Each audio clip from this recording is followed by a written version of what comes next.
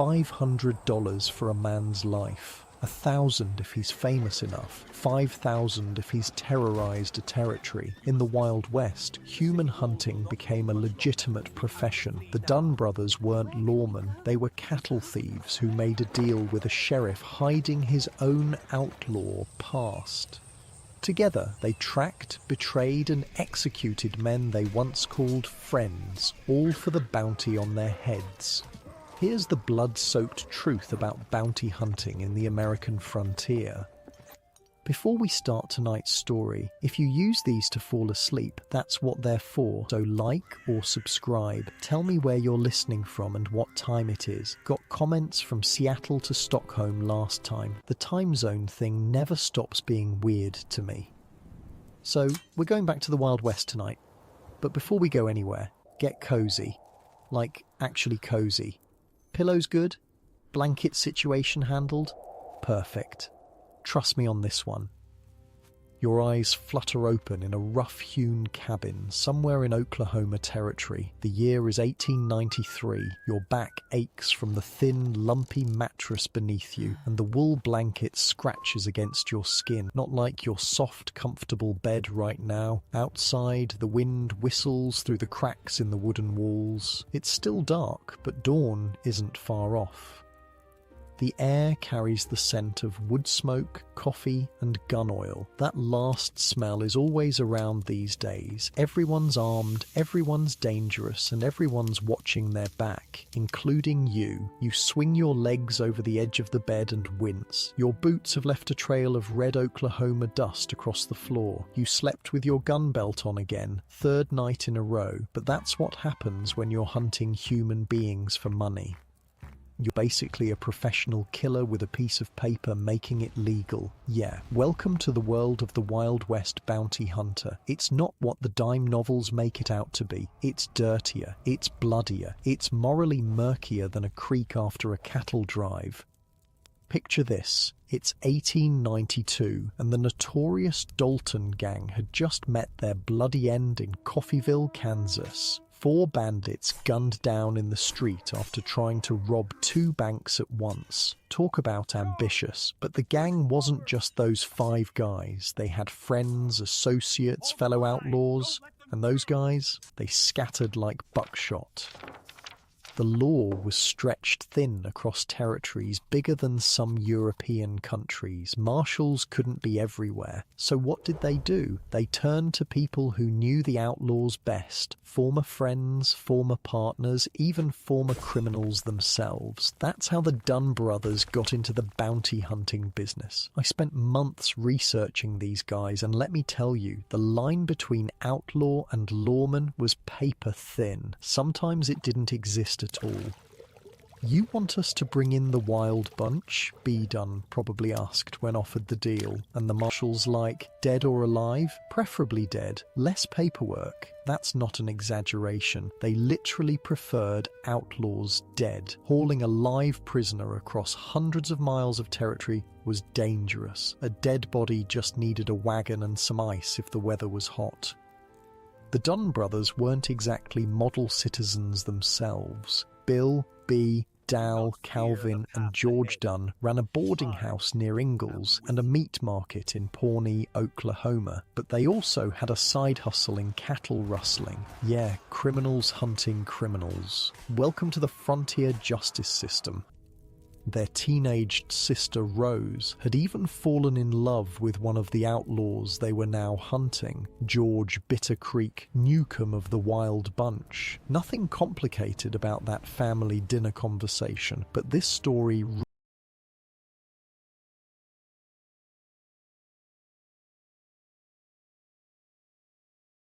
really centers around 2 men. Frank Canton, the tough-as-rawhide lawman with a dark secret, and B. Dunn, a bounty hunter who'd make a deal with the devil if there was money in it.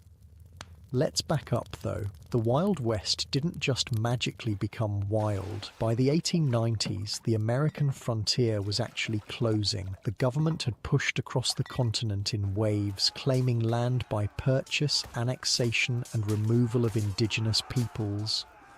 Oklahoma Territory was this strange patchwork of settlements, reservations, and no man's lands, the perfect place for outlaws to hide, and hide they did. The Wild Bunch, led by Bill Doolin, was terrorizing the region. Train robberies, bank heists, shootouts with lawmen, they were the real deal. The gang had colourful members with equally colourful nicknames: Bitter Creek, Newcomb, Dynamite Dick, Clifton, Tulsa Jack Blake, Redbuck Waitman, and Arkansas Tom Jones. These weren't just handles for fun, they were how people knew them. In a world before photographs were common, your reputation and nickname travelled faster than you did. Now, Frank Canton was something else entirely. As both Undersheriff of Pawnee County and a Deputy U.S. Marshal, he had authority, but he wasn't exactly what you'd call upstanding. There were whispers about his fondness for the bottle and his brutal methods. He had, in recent years, worked as a cowboy and a sheriff further west, but his early life was a mystery, or so people thought. Frank, his boss might say, we need the Wild Bunch taken care of. And Canton would just nod, checking his revolver. Dead or alive? The posters say both. Treasury doesn't care which way they come in. The bounties on these outlaws' heads were serious money, $1,000 to $3,000 per man, at a time when a good annual salary might be $500. That's like offering $100,000 per outlaw in today's money. For poor frontier folks, that kind of reward was life-changing. The morning is coming on faster now. You pour yourself coffee that's thick enough to stand a spoon in. The cup warms your hands against the chill. Every bounty hunter has their own method. Some track footprints and broken twigs like indigenous scouts. Others work their connections paying for tips in saloons and brothels. You've got your own method. You know these outlaws. You drank with them once, maybe robbed with them too. Now you're going to bring them in one way or another. Here's the thing about bounty hunting in the Wild West. It wasn't like the movies. Most bounty hunters weren't drifters who rode into town looking at wanted posters. They were lawmen supplementing their income, or locals who knew the criminals personally. The Dunn brothers knew exactly where to find some members of the Wild Bunch because they'd worked with them before, and that's where the real moral darkness creeps in, when you're hunting someone you used to call friend. A fly buzzes around the cabin, landing on the wanted poster you've tacked to the wall. The sketch doesn't really look like Bitter Creek, but the reward amount is clear as day. $3,000, dead or alive. 3,000 reasons to betray a friend. This system created a brutal reality where outlaws couldn't trust anyone. The higher your bounty went, the more your friends started looking at you differently, calculating, wondering if you were worth more to them dead than alive.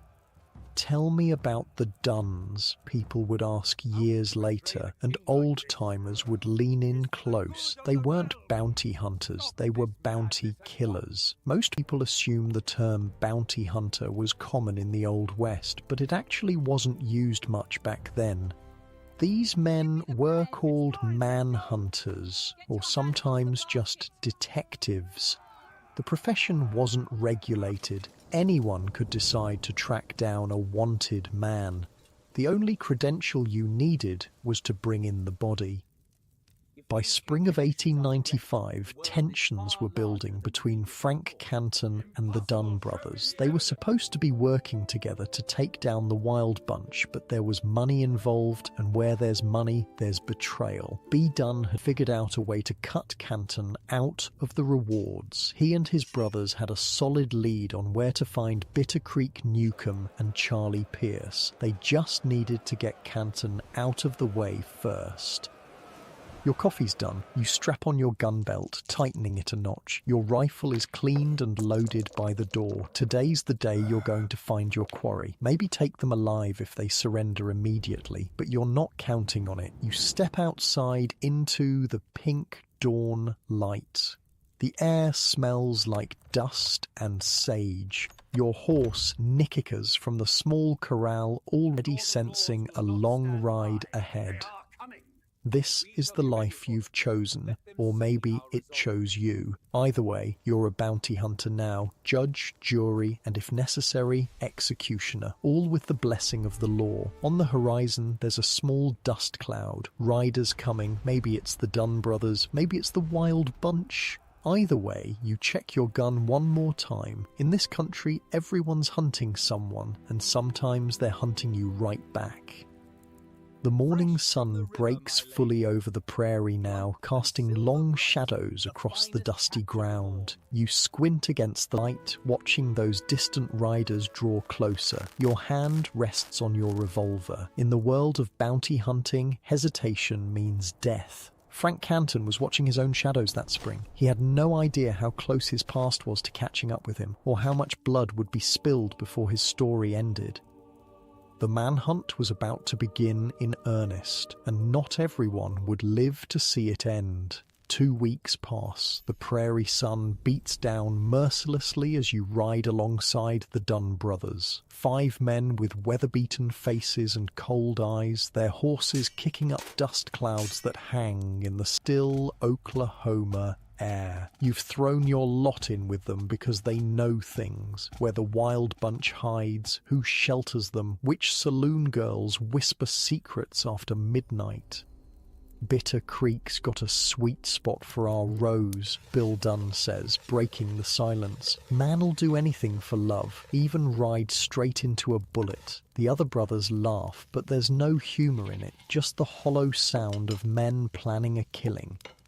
The oldest brother, Bill Dunn, is the leader. B, Dal, Calvin and George follow his lead without question. They're blood, and out here, that means something, but they're not hunting for justice. The bounties on the Wild Bunch would set them up for years, if they can collect. And that's the rub of bounty hunting. It wasn't enough to find your target. You had to bring them in, or at least bring enough of them back to prove they were dead. Frank Canton's still watching us, Dal mutters, checking over his shoulder for the 100th time. Don't trust that badge-wearing son of a bitch. The mention of Canton makes everyone tense up. As Undersheriff of Pawnee County, he should be your ally in this manhunt. But something about the man puts ice in your veins. Maybe it's his eyes, too watchful, too knowing, like he's seen both sides of the law and isn't particularly bothered by either.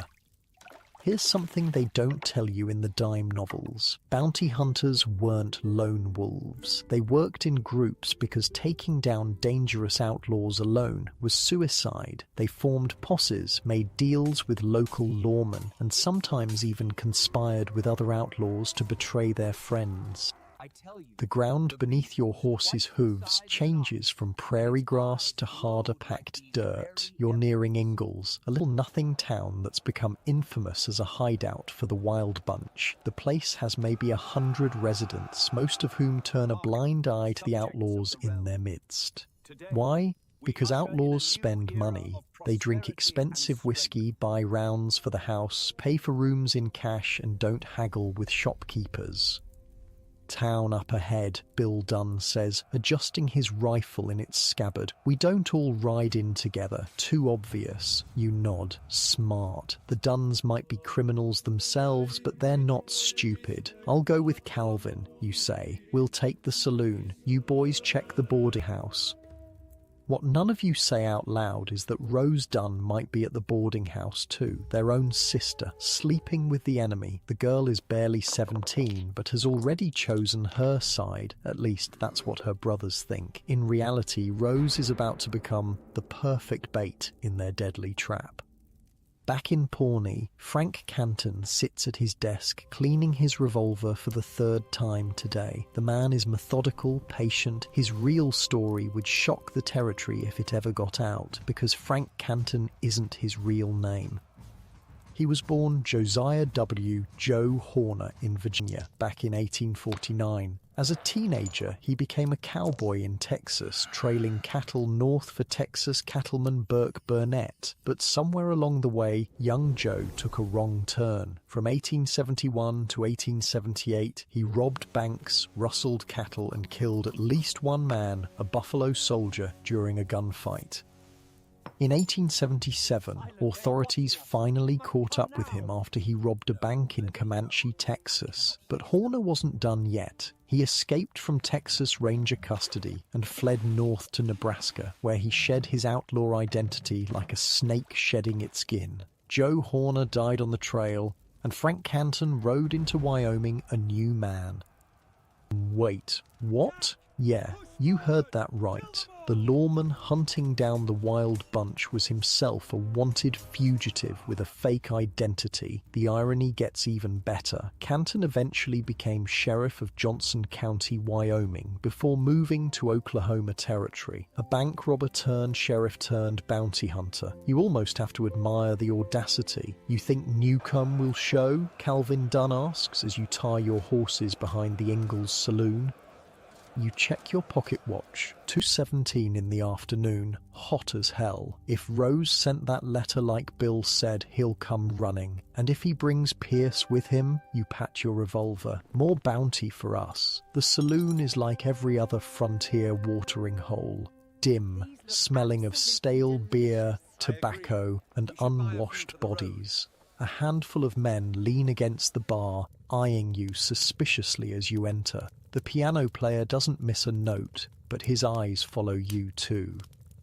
Whiskey, you tell the barkeep, sliding a coin across the scarred wood. Leave the bottle. This is how you gather information. You drink, you listen, you watch. Bounty hunting wasn't just about shooting. It was about patience, about blending in until someone got drunk enough or greedy enough to tell you what you needed to know.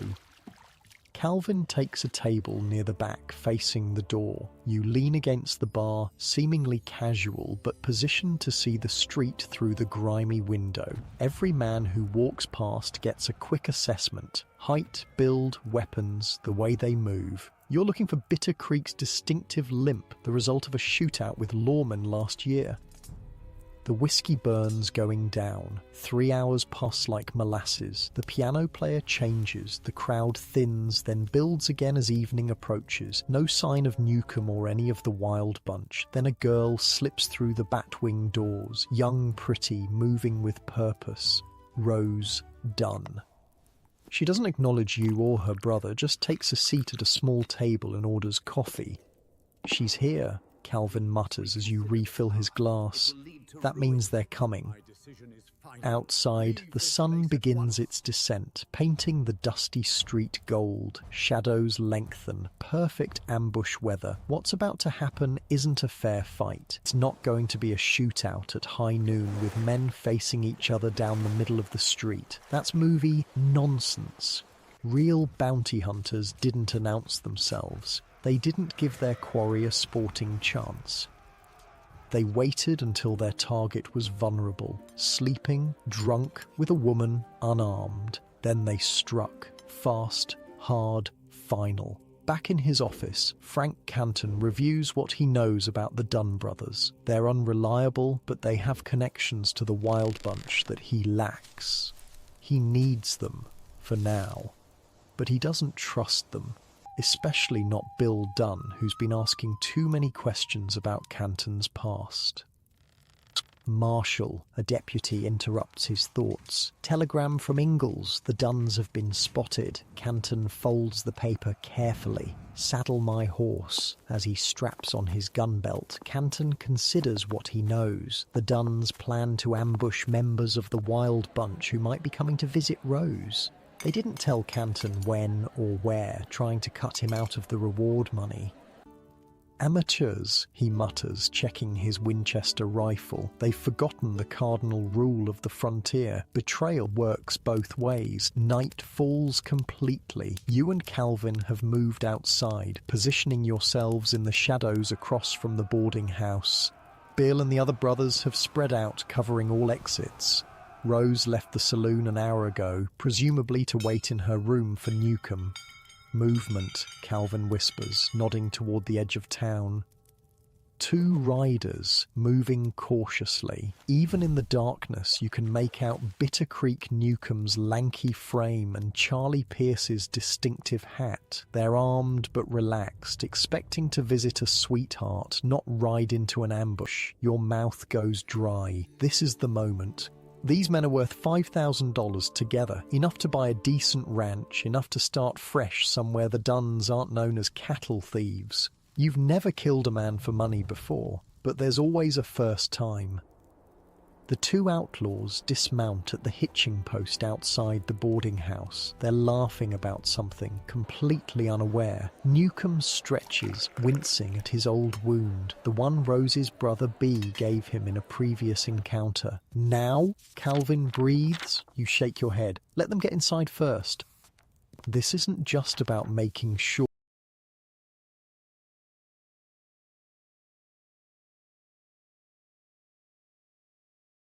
they don't escape. It's about the story you'll tell afterward. They went for their guns sounds better than we shot them in the street before they knew we were there. Even bounty hunters have to maintain some kind of moral fiction. But as the two men reach the porch steps, something changes. Newcomb stops suddenly, puts a hand on Pierce's arm. They both scan the darkness, suddenly alert. Years of living as wanted men have given them a sixth sense for danger. Something's wrong, Newcomb says, loud enough for you to hear. It's too quiet. In that moment, everything unravels. Bill Dunn, impatient as always, steps out from his hiding place. Evening Bitter Creek, he calls, rifle raised. What happens next is chaos. Guns drawn, shots fired, men scattering. Bitter Creek and Pierce dive for cover, returning fire. A window shatters. Someone screams, probably Rose, realizing her brothers are trying to kill her lover. The air fills with gun smoke and the thunderclap of revolvers. You squeeze off two shots, aiming for movement in the darkness, not sure if you hit anything. Calvin curses as a bullet kicks up dirt near his feet. This is the reality of frontier violence. Not heroic duels, but confused. Terrifying exchanges of gunfire where you're as likely to hit a friend as an enemy. When it's over, the silence feels absolute. Your ears ring from the gunshots. Bitter Creek and Pierce have vanished, escaping in the confusion. Bill Dunn is cursing a blue streak, nursing a bullet graze on his arm. No one dead, nothing to show for the ambush except wasted ammunition and a blown opportunity. They'll be halfway to Indian territory by sunrise. B. Dunn spits. Rose warned them somehow. The accusation hangs in the air. Their own sister betraying them for an outlaw. But you're not so sure. Something about the timing feels wrong. Newcomb and Pierce were suspicious before anything happened, before they even reached Rose. The ride back to Pawnee is silent and tense. The Dunns are furious at the failed ambush and at each other. You keep your thoughts to yourself, watching, waiting. There's more going on here than a simple bounty hunt.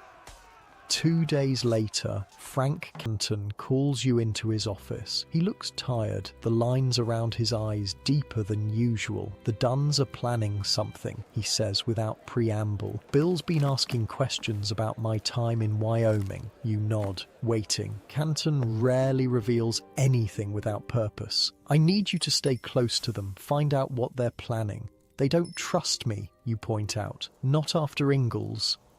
Canton's smile doesn't reach his eyes. Make them trust you. Tell them I've been skimming bounty money. Tell them whatever they want to hear. That night, you find B. Dunn in his usual corner of the saloon. He's drunk, angry about the failed ambush. It doesn't take much to get him talking. Bill says Canton ain't who he claims to be. B. slurs, leaning close. Says he's actually some outlaw from Texas. Joe something. Your blood runs cold, but you keep your face neutral. That's a serious accusation. B shrugs. Bill's got connections in Wyoming. Says Canton was a hired gun for the cattle barons during some range war, killed innocent homesteaders. This is bigger than you thought. If the Duns expose Canton, the entire territorial justice system could be compromised. A fugitive posing as a lawman for years, the newspapers would have a field day. What's Bill planning to do with this information? You ask carefully. B's smile is ugly. Leverage. Canton's been holding out on bounty money. We aim to get our fair share now. The plot is simple. Blackmail. The Duns know Canton's secret and plan to use it to extort money from him. But they've underestimated the man. Canton didn't survive this long by letting himself be cornered. Back at your cabin, you consider your options. Warn Canton, let the Duns spring their trap. There's money to be made either way, but also bodies likely to drop. The question is whose body you want to avoid being among them. By May 1895, the situation has reached a breaking point. The Duns and Canton have been locked in a silent war of wills, neither side making a direct move. The bounty hunting continues. There are still members of the wild bunch at large, but the atmosphere is poisonous with suspicion. Then something unexpected happens. Bitter Creek Newcomb and Charlie Pierce reappear at the Dunn family's own home. Rose has maintained contact with her outlaw lover, and he's foolish enough to visit her right under her brother's noses. It's May 2nd, a perfect spring day when Bitter Creek and Pierce ride up to the Dunn house to visit Rose. What they don't know is that her brothers are waiting, watching through the windows, fingers on triggers. As the two outlaws dismount, the Dunn brothers open fire without warning. No chance to surrender, no pretense of arrest, just cold-blooded killing for the bounty money. Bitter Creek and Pierce fall riddled with bullets, dead before they hit the ground. Rose screams, running to her lover's body, but it's too late. The man she loved is gone, betrayed and murdered by her own blood. The Dunn brothers stand over the bodies, not with regret, but with calculation. $5,000 for Newcomb, another $5,000 for Pierce. 10,000 reasons to kill men they once called friends. When Canton arrives hours later, the bodies are already loaded on a wagon bound for Guthrie, where Marshal Nix will pay the bounty. The undersheriff takes one look at the scene and knows exactly what happened. "You didn't even try to take them alive," he says, his voice flat. Bill Dunn shrugs. Poster says dead or alive. They're just as dead as they need to be. What Canton notices, what you notice too, is something disturbing about the bodies. The bullet wounds aren't consistent with men who were shot during a gunfight. The patterns suggest men who were lying down, perhaps sleeping when the bullets tore into them, executed, murdered in cold blood. But the territorial authorities aren't about to quibble over how outlaws met their end. Dead is dead, and the bounty will be paid just the same. This is the dark reality of frontier justice. The line between lawman and outlaw wasn't just thin, sometimes it didn't exist at all. The same man could be both, depending on which side of a wanted poster his face appeared. As the wagon pulls away with its grim cargo, you catch Canton watching Bill Dunn with a calculating expression. The undersheriff knows the Dunns are planning to expose him, and now they've just proven how casually they're willing to kill. The hunters have become the hunted, and only one side can survive what's coming next. The bodies of Bitter Creek Newcomb and Charlie Pierce lie side by side on crude wooden tables in the undertaker's back room. Flies buzz in the May heat, already drawn to the blood-soaked clothes. Marshal Evett Nix circles the corpses, nodding with grim satisfaction. $10,000, he says to the Dunn brothers. 5,000 each. That's a fair price for these two. Bill Dunn spits tobacco juice onto the floor. We earned every penny. You hang back in the shadows, watching. The smell of death and formaldehyde makes your stomach turn, but you keep your face neutral. Show weakness in this company, and you become a target. Frank Canton stands off to the side, his eyes fixed not on the bodies, but on the Dunn brothers. There's something calculating in his gaze, like a man tallying debts that will soon come due.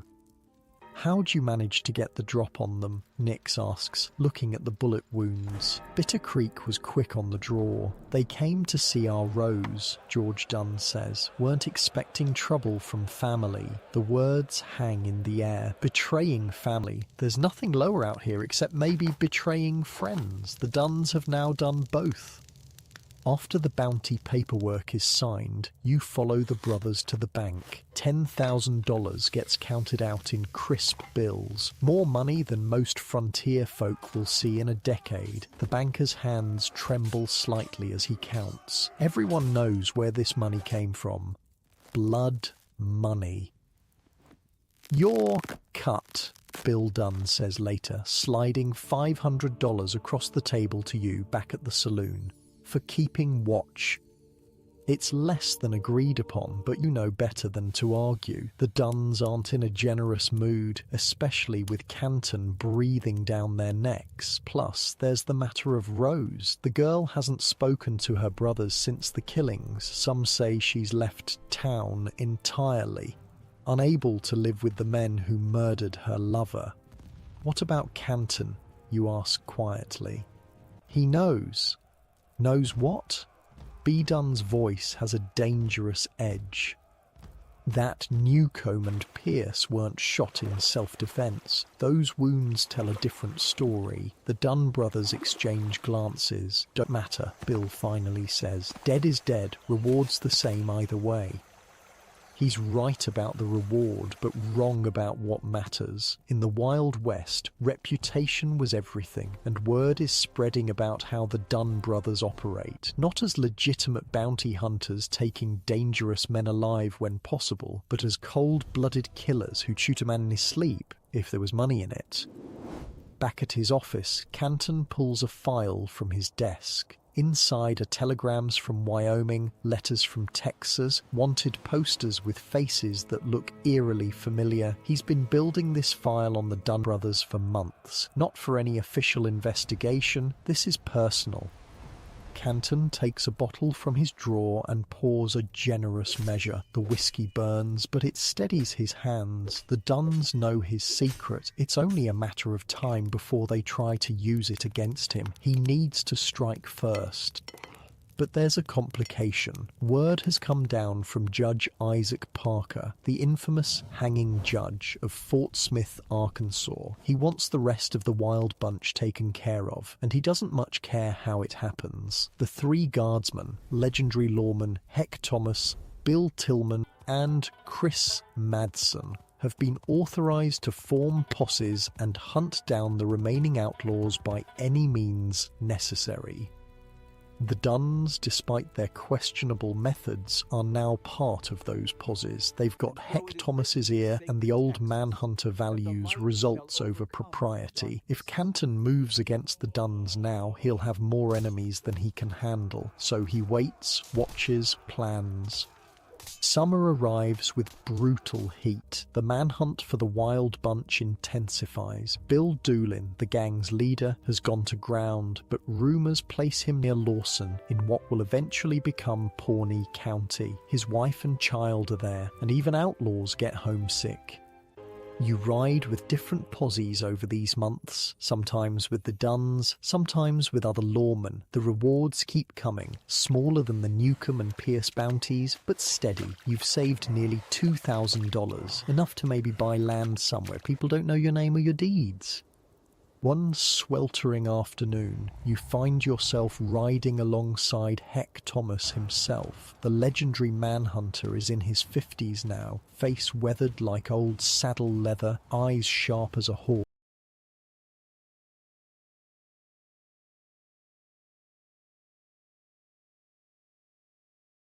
He's tracked more outlaws than anyone in the territories. "You've been riding with the Duns," Thomas says, not a question. "Some, you admit. They know the territory." Thomas snorts. "They know it because they've broken the law across most of it." Bill Dunn was rustling cattle before he started collecting bounties. "People change," you offer, not believing it yourself. "No." Thomas shakes his head. "They don't. They just find new ways to be who they've always been." The words stick with you, especially when you think about Frank Canton. Has he changed, or just found a new outlet for his outlaw instincts?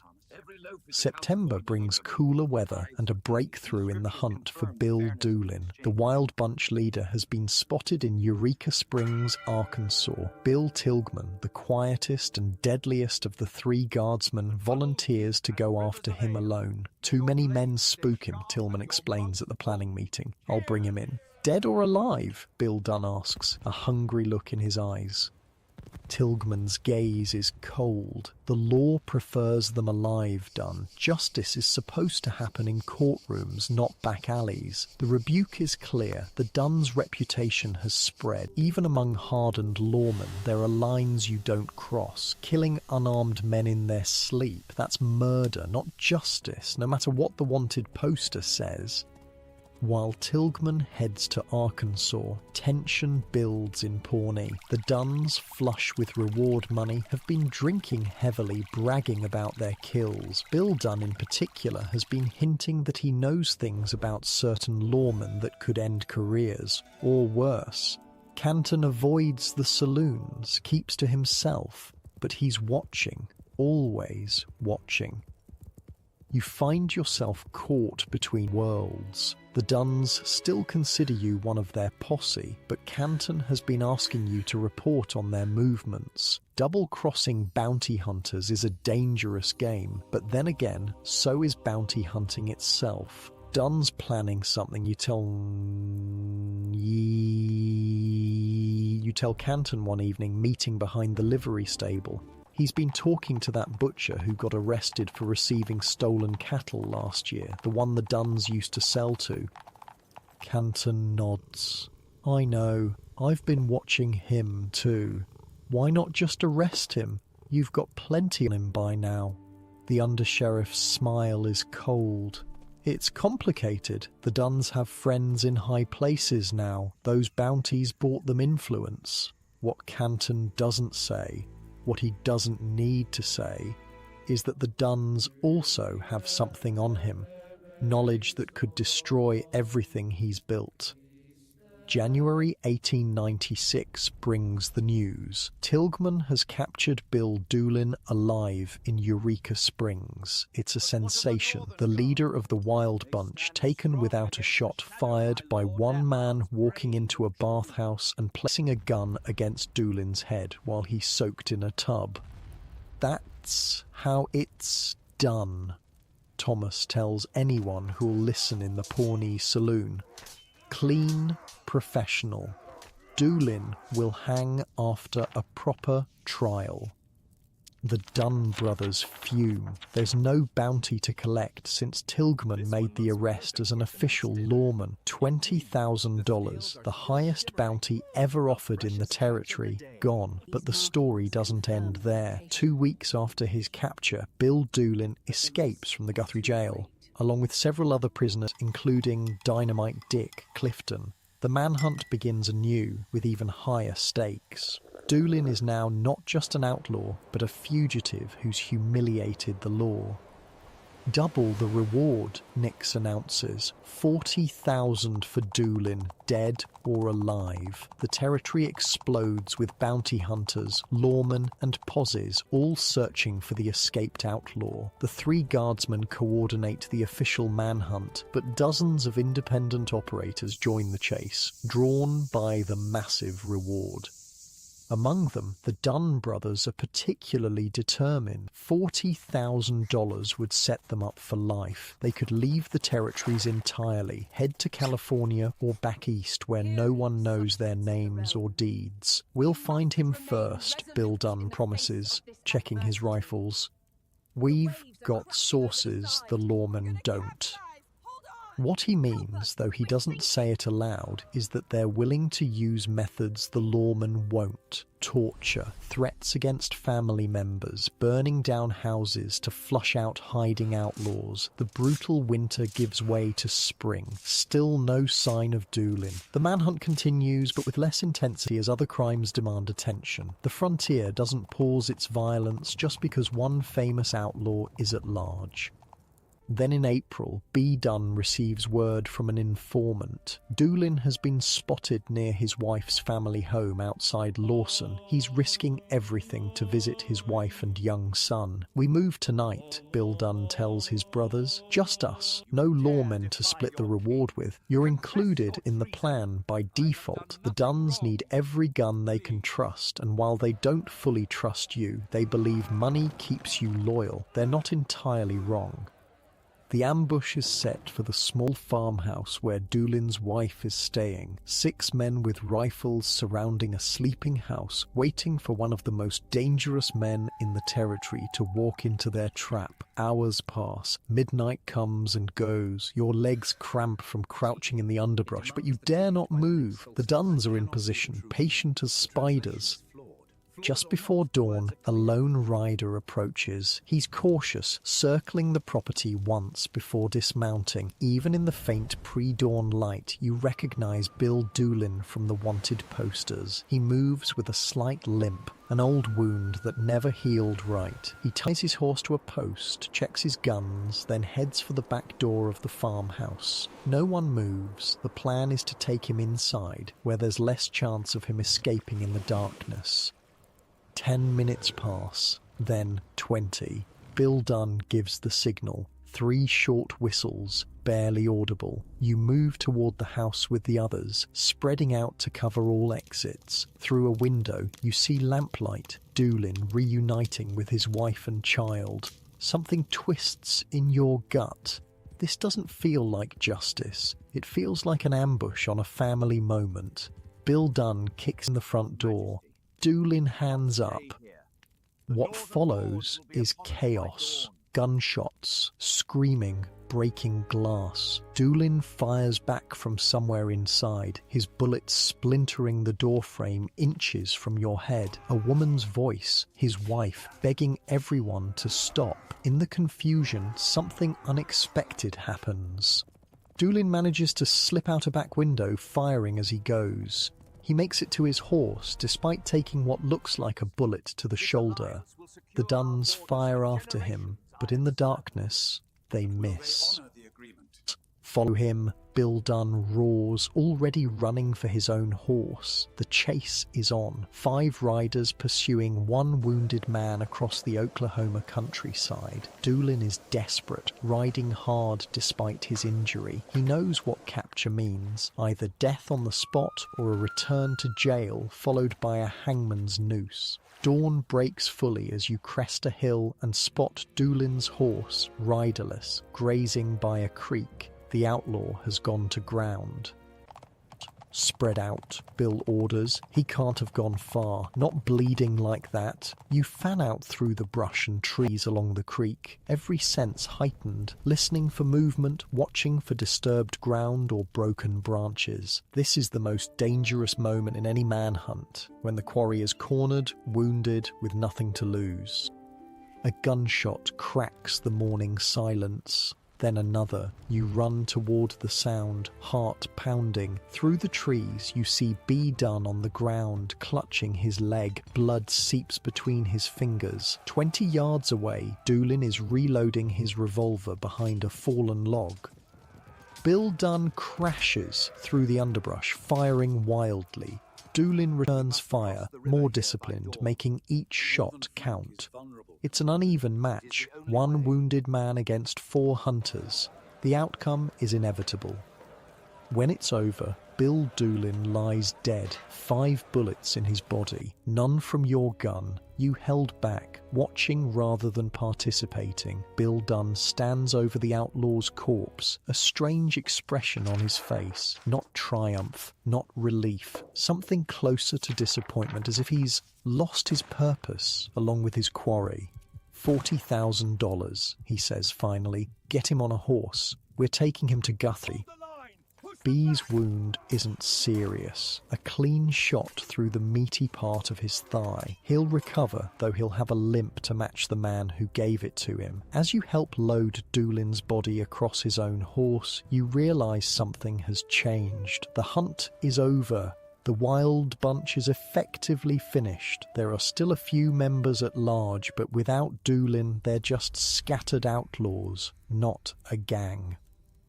More importantly, the Duns have served their purpose as far as the law is concerned. The dangerous criminals are dead or captured. The territories are safer, but men like the Duns don't just fade away when they're no longer useful. They find new targets, new sources of income, and Frank Canton is watching them, waiting for his moment. Back in Guthrie, Marshal Nix personally counts out the reward money, $40,000 in stacks of fresh bills. The Duns divide it 5 ways, $8,000 each. Your share is enough to buy that land you've been dreaming of, enough to start fresh, somewhere far from Oklahoma territory. But something holds you back. The story isn't over. There's a reckoning coming between Canton and the Duns, and somehow you know you'll be caught in the middle when it happens. We're heading to California, Bill Dunn tells you as you leave the marshal's office. Once B's leg heals up, nothing left for us here. You nod, non-committal. Good luck. You should come along, he adds, surprising you. We work well together. Could be opportunities out west. Before you can answer, you spot Frank Canton across the street, watching. The undersheriff tips his hat, a gesture that seems almost mocking. Bill Dunn follows your gaze and his expression hardens. That badge-wearing son of a bitch, he mutters. Think I don't know what he's planning? He's been building a case against us for months. For what, you ask, though you already know. For Newcomb and Pierce, says we executed them. Dunn spits, like it matters how outlaws die. It matters to Canton, and soon it will matter to everyone in Pawnee County. As summer approaches, the Duns remain in Oklahoma, despite their talk of California. B's leg is healing slowly, and Bill has unfinished business with Frank Canton. The tension between them has become an open secret in Pawnee. 2 predators circling each other, waiting for weakness. Watch yourself, Heck Thomas warns you one hot afternoon. When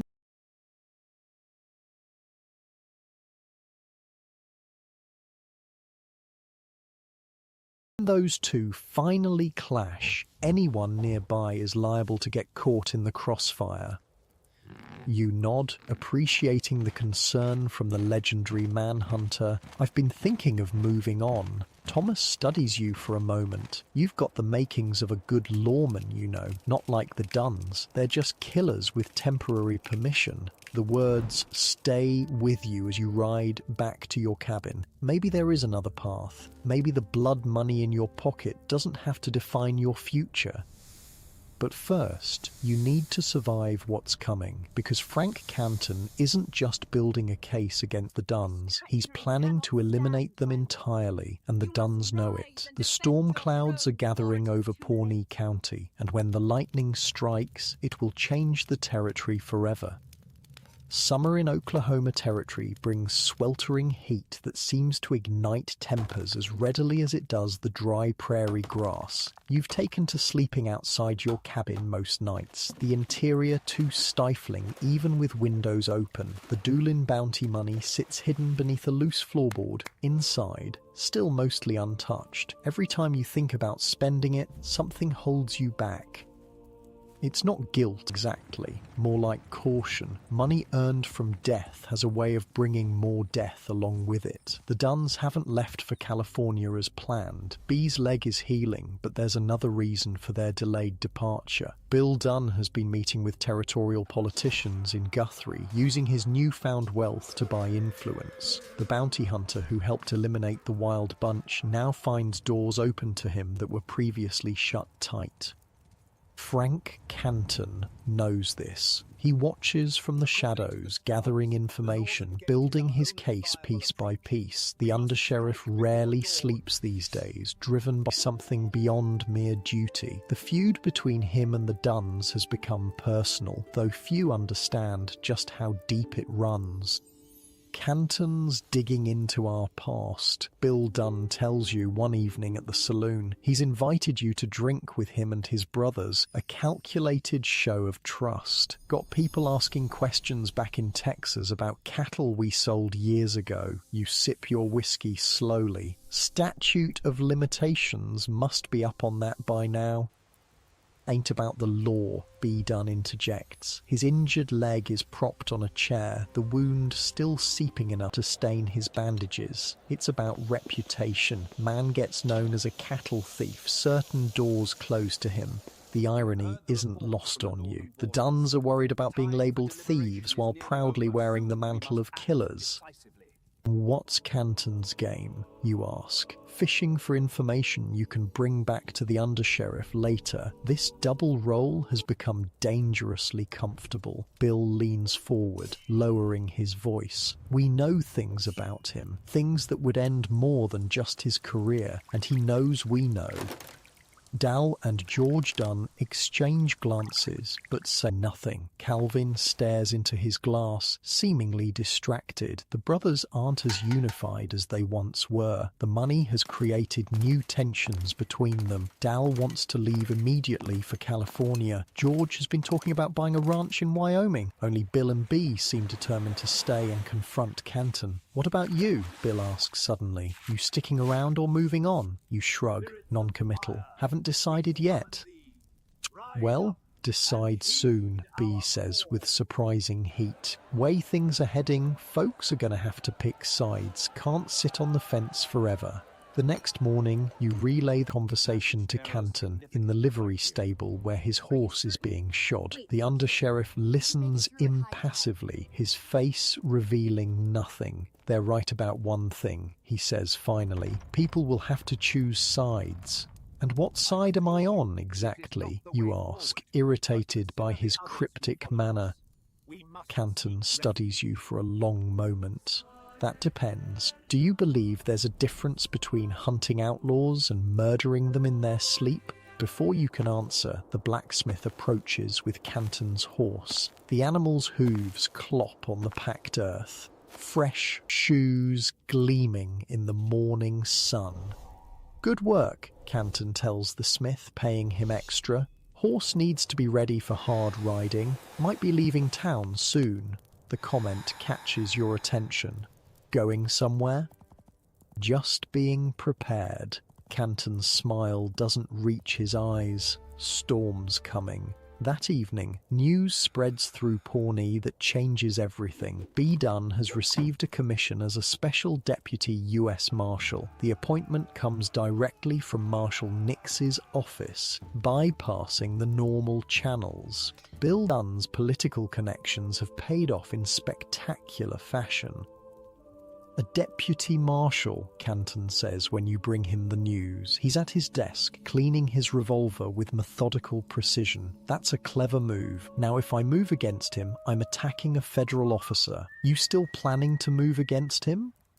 Canton reassembles his gun with practiced ease, checking the action twice before holstering it. He murdered those men. Newcomb and Pierce shot them while they were sleeping, then claimed self-defense. That's not law. That's not even bounty hunting. That's just killing for money. The reward posters said dead or alive, you point out.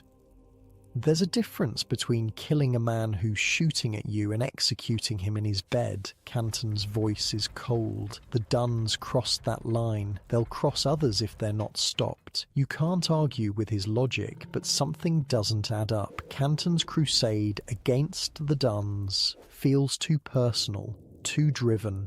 There's more to this story than he's telling. What's your real history with the Dunns? You ask directly. Canton's eyes narrow. What do you mean? This isn't just about Newcomb and Pierce. There's something else, something between you and Bill Dunn specifically. For a moment, you think Canton will deny it or deflect. Instead, he sighs heavily, suddenly looking older than his years. Bill Dunn has been asking questions in Wyoming about my time there during the Johnson County War.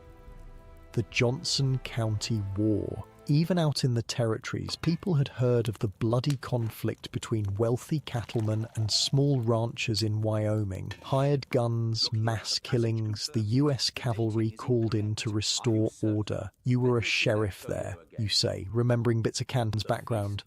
I was. He stares out the window, eyes focused on something distant. I also worked for the Wyoming Stock Growers Association. They hired protection during the Troubles. Protection, a euphemism for mercenaries, hired guns. The pieces start falling into place. The Dunns found out you did something during that war, something that could ruin you. Canton turns back to you, his face a mask. Let's just say I was on the wrong side of history. And Bill Dunn is the type to use that kind of information. The next few days pass in tense anticipation. B. Dunn proudly wears his deputy marshal badge around town, making sure Canton sees it. The brothers frequent the saloons, buying drinks for anyone who'll stand with them, building their own coalition. Canton works quietly, methodically. He revives the old cattle rustling charges against B. Dunn, finding new witnesses, building a legal case that even Dunn's new badge can't deflect. It's a chess match between two ruthless men, each moving pieces into position for the final confrontation. You keep your head down, playing both sides, passing selective information to each camp. It's a dangerous game, but it keeps you valuable to both parties, and that means alive. On a sweltering afternoon in early August, you're in the general store when Dal Dunn bursts through the door. Canton's done it, he announces to his brothers, who are pricing new rifles. Got the butcher to testify against B about the stolen cattle. Judge issued a warrant this morning. Bill Dunn's face darkens with fury. He wouldn't dare arrest a deputy marshal. Warrant's already with the sheriff, Dal insists. They'll be coming for B any time now. The store falls silent. Even the shopkeeper stops pretending to rearrange merchandise, frozen in place by the tension. Let them come, B says, touching the badge on his chest. I'm a federal officer now. Canton's just a county undersheriff. He tries to arrest me. He'll regret it. The brothers leave, but not before Bill Dunn fixes you with a suspicious stare. You coming? You make a show of checking the supplies you've been gathering. Got to finish here. I'll catch up. Once they're gone, you slip out the back and head straight for Canton's office. The undersheriff is already strapping on his gun belt when you enter. The Dunns know about the warrant, you tell him without preamble. Canton nods, unsurprised. I figured they would. Too many loose lips in the courthouse. B says he'll resist arrest, says his marshal's badge trumps your authority. He's wrong. Canton checks his revolver one final time. A deputy marshal commission doesn't erase past crimes, especially not when those crimes were committed in my jurisdiction. You follow Canton out to the street, uncertain of your role in what's about to unfold. The undersheriff seems to sense your hesitation. You don't have to be part of this, he says, surprisingly gentle. You've done your part bringing information. What happens next? It's between me and the Dunns. Before you can respond, a shout comes from down the street. B. Dunn stands in front of the saloon, his brothers flanking him. His deputy marshal's badge gleams in the afternoon sun, as does the revolver strapped to his hip. Canton, he calls, his voice carrying across the dusty street. Heard you've been looking for me. People scatter, diving into doorways and between buildings. Everyone in Pawnee knows what's coming. They've seen it building for weeks. Canton walks forward with measured steps. You hang back, hand hovering near your own gun, unsure which side you'll support if bullets start flying. "I have a warrant for your arrest done," Canton says calmly when he's 20 paces away. Cattle rustling, Judge Parker's court. "I'm a Deputy United States Marshal," B responds, thumbs hooked in his belt near his holster. "You've got no authority over me."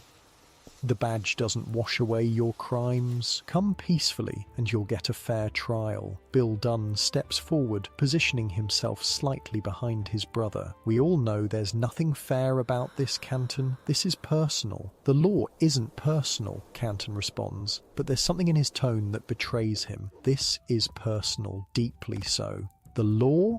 Bill laughs harshly. "That's rich coming from you, Joe Horner."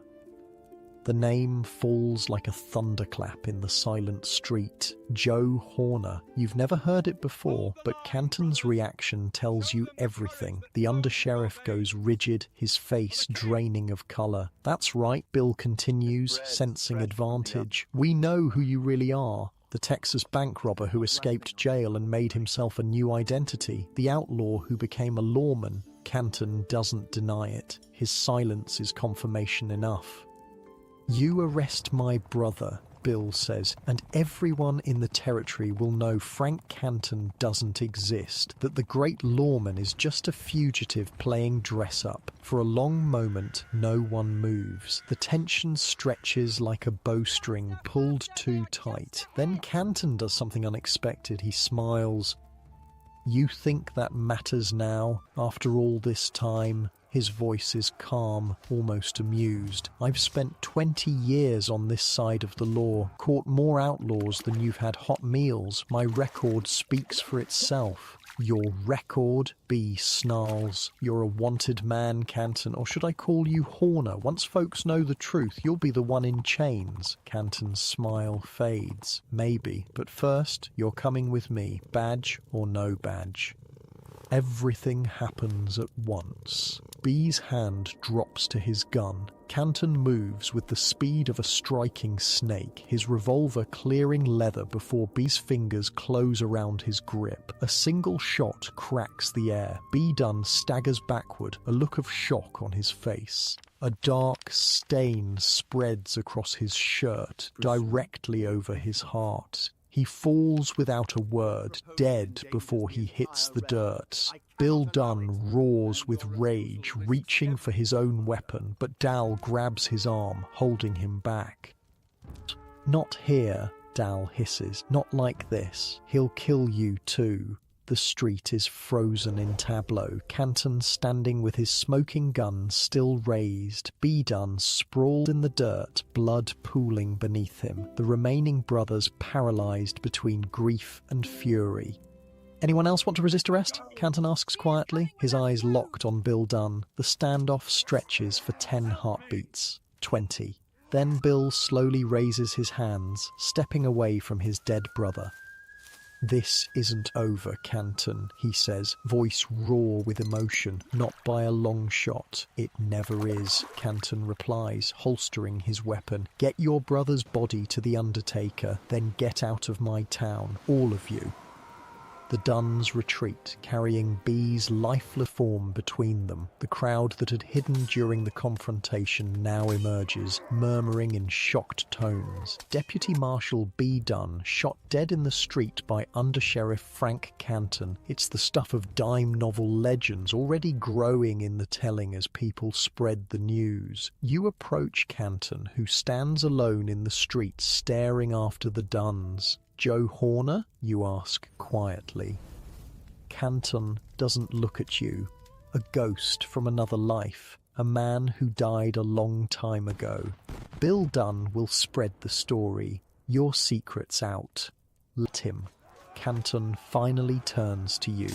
Some secrets lose their power once they're told, and some men can't be destroyed by their past.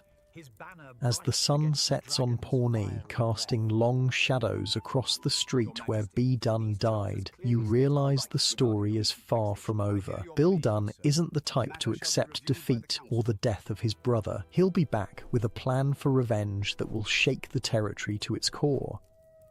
And Frank Canton, or Joe Horner, will be waiting for him, a lawman with an outlaw's instincts, a man who understands exactly how dangerous his enemy is.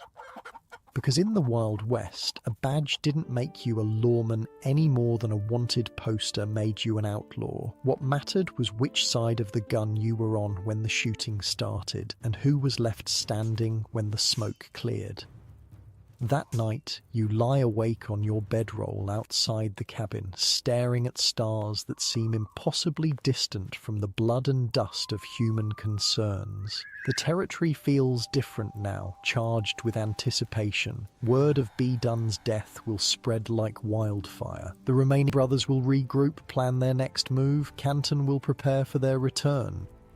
And you're still caught between worlds, between loyalties. The bounty money still sits beneath your floorboard, blood money that seems to whisper your name in the darkness. Maybe it's time to take it and ride out. Head west to California or north to the gold fields. Leave the Dunns and Canton to their private war. But something tells you it's already too late for that. You're part of this story now, whether you want to be or not. And in the Wild West, stories like these only end one way. With more blood in the dust. Dawn creeps over Pawnee with somber light. The town feels different after yesterday's killing. People move faster, speak quieter, cast nervous glances toward the undertakers where B. Dunn's body awaits burial. No one lingers in the street where he fell. You saddle your horse early, planning to ride the perimeter of town, checking if the remaining Dunn brothers have left as Canton ordered, or if they're regrouping nearby. The weight of your revolver against your hip is somehow more noticeable today, after seeing how fast Canton drew. You've been practicing your own quick draw in private, painfully aware of the gap between your skills and his. Heading out? The voice startles you. Canton stands in the shadow of the livery stable, looking like he hasn't slept at all. His eyes are bloodshot but alert. Just scouting, you answer, tightening your cinch. Seeing if the Dunns cleared out. Canton nods. They won't go far, not with B in the ground. You really think they'll come back, after what happened to B? The undersheriff's laugh is without humour. You don't know Bill Dunn very well if you're asking that question. He's right, of course. Men like Bill Dunn don't just walk away from a brother's killing, badge or no badge. Revenge isn't just likely, it's inevitable. What about your situation, you ask carefully? The whole Joe Horner thing? Canton's face hardens. Already sent telegrams to the governor and Marshal Nix explaining the situation. Got ahead of Bill Dunn's version.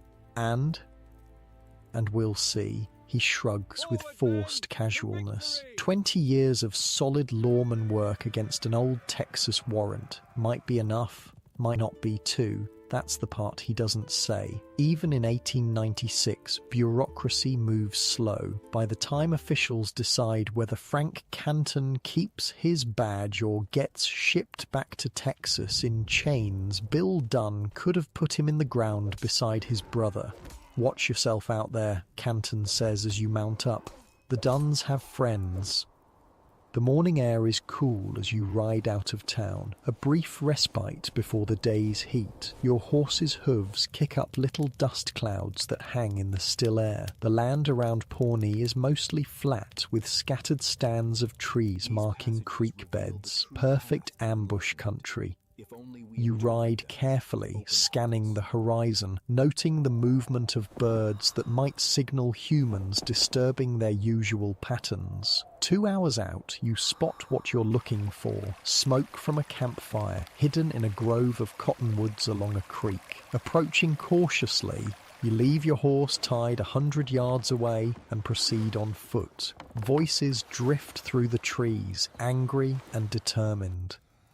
Not waiting for some circuit judge, Bill Dunn's distinctive growl carries clearly. Canton shot B down like a dog. Badge don't give him that right. He'll claim self-defense, another voice. Sounds like Dal. B went for his gun first. Because Canton pushed him to it, Bill snaps. Backed him into a corner. You edge closer, staying low in the thick underbrush. Through gaps in the foliage, you can make out 3 men, Bill, Dal, and George Dunn, huddled around a small fire. Calvin is nowhere to be seen. We do this smart, Bill continues, calmer now. Not a straight-up fight in the street. Canton's too fast for that. We need an edge. What kind of edge? George asks. Bill stirs the fire with a stick, face grim in the flickering light, the kind that comes from knowing a man's schedule, his habits, when he'll be vulnerable. He doesn't drink much, Dal points out, doesn't visit whorehouses, man's careful. Everyone's got weak spots, Bill insists, even the great Frank Canton.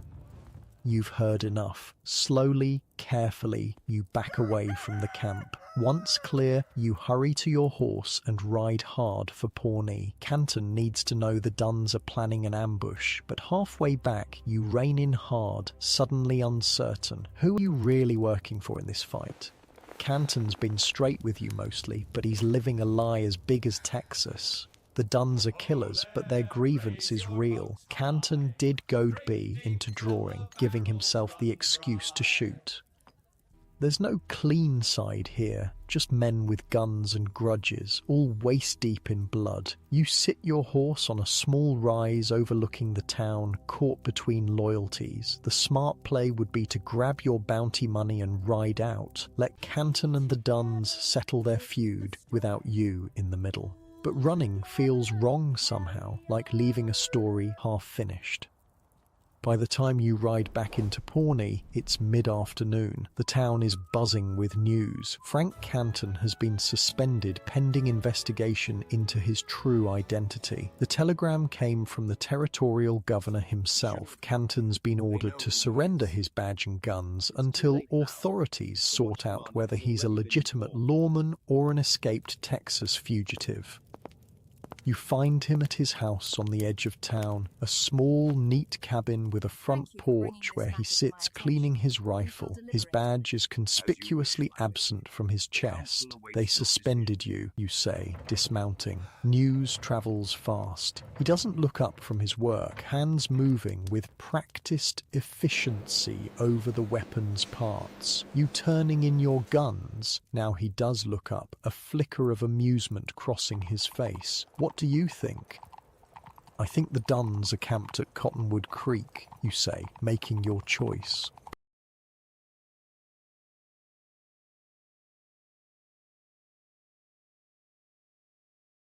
Planning how to kill you. Bill wants to catch you somewhere isolated. Avoid a straight-up fight. Canton nods, unsurprised. Smart. He knows I'd drop him like I did B if we faced off. So, what's your plan? He slides the last piece of the rifle back into place, the click unnervingly final in the quiet afternoon. My plan is to end this today. How? You're suspended. If you kill Bill Dunn now, it'll look like murder. It'll be self-defense. Canton stands, slinging the rifle. Bill's coming for me either way. I'm just choosing the battlefield. As the sun begins its descent toward the western horizon, Pawnee grows quiet.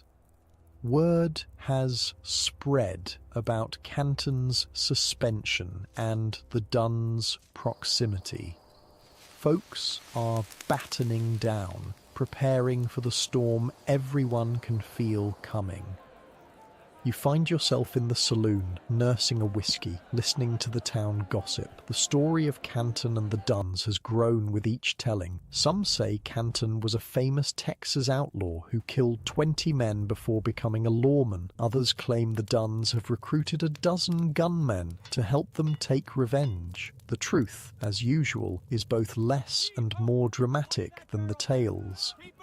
You rode with them both, a weathered cowboy says, sliding onto the bar stool beside you. The Duns and Canton, what's your read on how this ends? You consider your whiskey, buying time, bloody, you finally answer. It ends bloody, he nods sagely. Always does with men like that. Too much pride, too much history, too many guns, you add.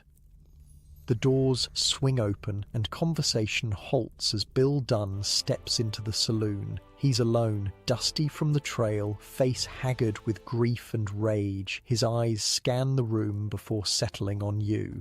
There he is, he says, loud enough for everyone to hear. Canton's little spy. The cowboy beside you vacates his stool with remarkable speed. Others edge toward doors and windows. No one wants to be caught in what's coming. I'm just having a drink, Bill, you say, keeping your voice level, not looking for trouble. Bit late for that. He approaches, stopping just out of arm's reach. Saw your tracks out by our camp. Following us, were you? Running back to Canton with reports? There's no point denying it. He deserved to know you were planning to bushwhack him. Bill's laugh is bitter. And what did he tell you about himself? About Joe Horner, the bank-robbing, jail-breaking outlaw who reinvented himself as a lawman? Did he mention that part? He didn't deny it. No, he wouldn't. Canton's not stupid. Bill signals the barkeep for a whiskey. The man delivers it with shaking hands, then retreats. You know what the funny part is? I don't even care that he used to be an outlaw. Hell, half the lawmen out here started on the wrong side of a wanted poster. Then what do you care about? Bill knocks back his whiskey in one swallow, grimacing at the burn. He killed my brother, shot him down in the street like a dog. His voice cracks slightly. B was hot-headed, sure, but he didn't deserve to die over some ancient cattle-rustling charge. For a moment, Bill Dunn isn't the notorious bounty hunter or the cattle thief. He's just a man grieving his brother, wounded and dangerous in his pain. What are you planning, Bill? You ask. Though you already know. What do you think? I'm going to kill Frank Canton. He says it matter-of-factly, like commenting on the weather. Only question is whether you're going to try to stop me. Your hand rests near your revolver. Bill notices, his own hand hovering near his weapon. The saloon has emptied around you, even the barkeep ducking behind his bar. Just you and Bill Dunn, one wrong word away from guns being drawn. I'm not dying for Frank Canton, you say carefully, but I'm not helping you kill him either. Bill studies you, weighing your words, measuring your resolve. Finally, he nods slightly. Fair enough? Stay out of the way then. This ends today, one way or another. He backs toward the door, never taking his eyes off you. At the threshold, he pauses. B wasn't a bad man, you know. None of us are what the stories make us out to be, not even Canton. Then he's gone, boots crunching on the boardwalk outside, heading toward Canton's cabin on the edge of town. You release a breath you didn't realize you were holding. The barkeep emerges from hiding, pale-faced. You best warn Canton, he says, wiping nervous sweat from his forehead. Dunn's got that killing look in his eye, but you hesitate. Maybe this isn't your fight. Maybe the smart play is still to grab your money and ride out. The sun hangs low now, painting Pawnee in shades of red and gold, the perfect light for a showdown. At Canton's cabin, preparations are already underway. The undersheriff sits on his porch, revolver on his lap, rifle leaning against the wall beside him. He's positioned himself with clear sightlines to all approaches, impossible to sneak up on. Bill Dunn's on his way, you announce, reining in your horse. Just left the saloon. He's coming to kill you. Canton nods, unsurprised. Figured it would be today. Sun's almost down. Last chance before full dark. You could leave, you suggest. Ride out. Come back when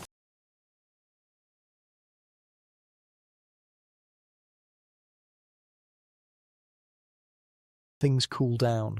And go where? Canton's smile is thin. I've spent 20 years building this life. I'm not running from Bill Dunn or anyone else. You dismount, unsure why you're staying. This isn't your battle, but something keeps you here. Curiosity maybe, or some misplaced sense of loyalty, or perhaps just the desire to see how the story ends. You don't have to stay, Canton says, reading your thoughts. This is between me and Dunn. I know, but I'm staying anyway. He accepts this with a nod, then returns to watching the road. The minutes stretch like hours as the sun continues its descent. Shadows lengthen across the dusty ground. Somewhere a nighthawk calls, its voice lonely in the gathering dusk. "Tell me something," you say, breaking the silence. "Did you really kill innocent homesteaders during the Johnson County War, like Dunn claimed?" Canton's face hardens. The Johnson County War wasn't about innocents on one side and villains on the other. It was complicated, messy. That's not an answer. No, it isn't. He sighs. I did things in Wyoming I'm not proud of. Things I justified to myself at the time because I was on the payroll of powerful men, but I never shot an unarmed man in the back. Never killed except when my own life was threatened. Whether that's the full truth, you'll never know, but it's the closest to a confession you're likely to get from Frank Canton. "Rider coming," Canton says suddenly, straightening in his chair. "Looks like Bill's decided to face me straight up after all." You peer down the road. Sure enough, a lone horseman approaches at a walk, silhouetted against the setting sun, the distinctive shape of Bill Dunn coming to avenge his brother's death. "Last chance to leave," Canton tells you. "I'll stay out of it, you promise. But I'm watching." Canton stands, checking his revolver one final time before holstering it. He steps off the porch into the yard, waiting as Bill Dunn draws closer. It's a strange moment, almost ceremonial. Two enemies approaching each other in the dying light, surrounded by the vast emptiness of the frontier. No law but what they make themselves. No justice but what they deal with their own hands. Bill reins in his horse 30 yards from the cabin, dismounting slowly. His rifle remains in its saddle scabbard, a statement of intent. This will be settled with revolvers, man to man. "Canton," he calls, voice carrying clearly in the still evening air. "Got something to settle between us?" "I know why you're here, Dunn," Canton responds, standing his ground. "But it won't bring your brother back." "Oh, no, it won't." Bill advances, hand hovering near his holstered weapon. "But it'll balance the scales." They face each other across 20 yards of dust and scraggly grass. You watch from the edge of the porch, heart pounding. This is how legends are born in the West. 2 men, 2 guns, 1 survivor. "You know my reputation," Canton says evenly. "You've seen what happened to be. Walk away, Dunn. Live to fight another day." "Can't do that," Bill replies. "You know that." Canton nods, resigned. "Then let's do this properly. No more words. Draw when you're ready." Time seems to slow. Birds fall silent. The whole world holds its breath. Both men stand poised, muscles tense, eyes locked on each other. Bill moves first, his hand dropping to his revolver with impressive speed, but Canton is faster, unnaturally fast. His gun clears leather and fires while Bill's is still rising. The crack of the shot echoes across the landscape. Bill staggers, a look of surprise crossing his face. A dark stain spreads across his shirt, almost the same spot where B was hit. He manages to fire his own weapon, but the bullet goes wild, kicking up dust at Canton's feet. "Damn," Bill whispers, dropping to his knees. "You really aren't fast." His revolver falls from nerveless fingers. He pitches forward into the dirt, blood pooling beneath him. Canton approaches cautiously, gun still trained on the fallen man, but it's unnecessary. Bill Dunn is dead, eyes staring sightlessly at the darkening sky. For a long moment, Canton stands over his fallen enemy, face unreadable. Then he holsters his weapon and turns to you. "It's done." he says simply. But is it? Two Dunn brothers remain, Dal and George. Will they continue the vendetta or take this as a warning and leave the territory? That night, as word of Bill Dunn's death spreads through Pawnee, you sit with Canton on his porch, a bottle of whiskey between you, the stars emerging one by one overhead. What happens now, you ask? With your suspension, the Joe Horner business? Canton takes a thoughtful sip. Already got a telegram from Marshal Nix. He's arguing my case with the governor. 20 years of service against ancient charges. Odds are in my favour. And if they're not? He shrugs. Then maybe Joe Horner dies again. Maybe Frank Canton becomes someone new. The West is still big enough to reinvent yourself if you need to. You consider this, the strange fluidity of identity out here on the frontier, how a man can shed his skin like a snake, emerge as something new, how the line between outlaw and lawman is as thin as a wanted poster. What about you? Canton asks. Still planning to ride out?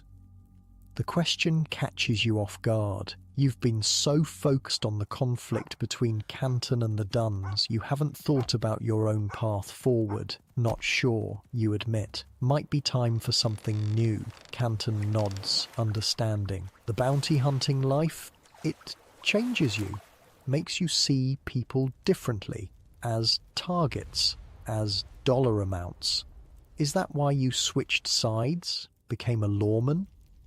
He stares into his whiskey, contemplative. Partly, but mostly I just got tired of running, wanted to build something that would last. The irony isn't lost on either of you. Canton built his new life on a foundation of lies, and now those lies threaten to bring everything crashing down. Dal and George left town, you tell him, changing the subject. Saw them riding out just after sundown, heading west, looked like. They're smarter than their brothers, Canton observes, know when to fold a losing hand. But even as he says it, you both know this might not be over. Vendettas have a way of persisting in the West, passed down like twisted inheritances. The surviving Dunns might be biding their time, waiting for Canton to lower his guard. Get some sleep, Canton says finally, rising from his chair. Tomorrow's soon enough to decide what comes next. As you walk back to your cabin through the quiet streets of Pawnee, you feel the weight of choices pressing down. Stay or go. Keep the blood money or leave it behind. Continue this life of hunting humans or find something new. The bounty from Doolin's death would buy a decent ranch somewhere, or passage to Alaska where the gold rushes are drawing thousands, or maybe something else entirely, a normal life, if such a thing exists for someone who's done what you've done. In your cabin, you pry up the loose floorboard and look at the stacks of bills hidden beneath. Blood money, death money, but money all the same. Across town, Frank Canton sits alone on his porch, watching the road for ghosts that might yet appear. Joe Horner's past and Frank Canton's present, twined together like a hangman's rope. And somewhere in the vast darkness beyond Pawnee, Dal and George Dunn ride west, carrying memories of dead brothers and plans for vengeance that may or may not come to fruition. The Wild West is changing, the frontier closing, the days of outlaws and bounty hunters numbered. But for now, in this moment, the old ways still hold.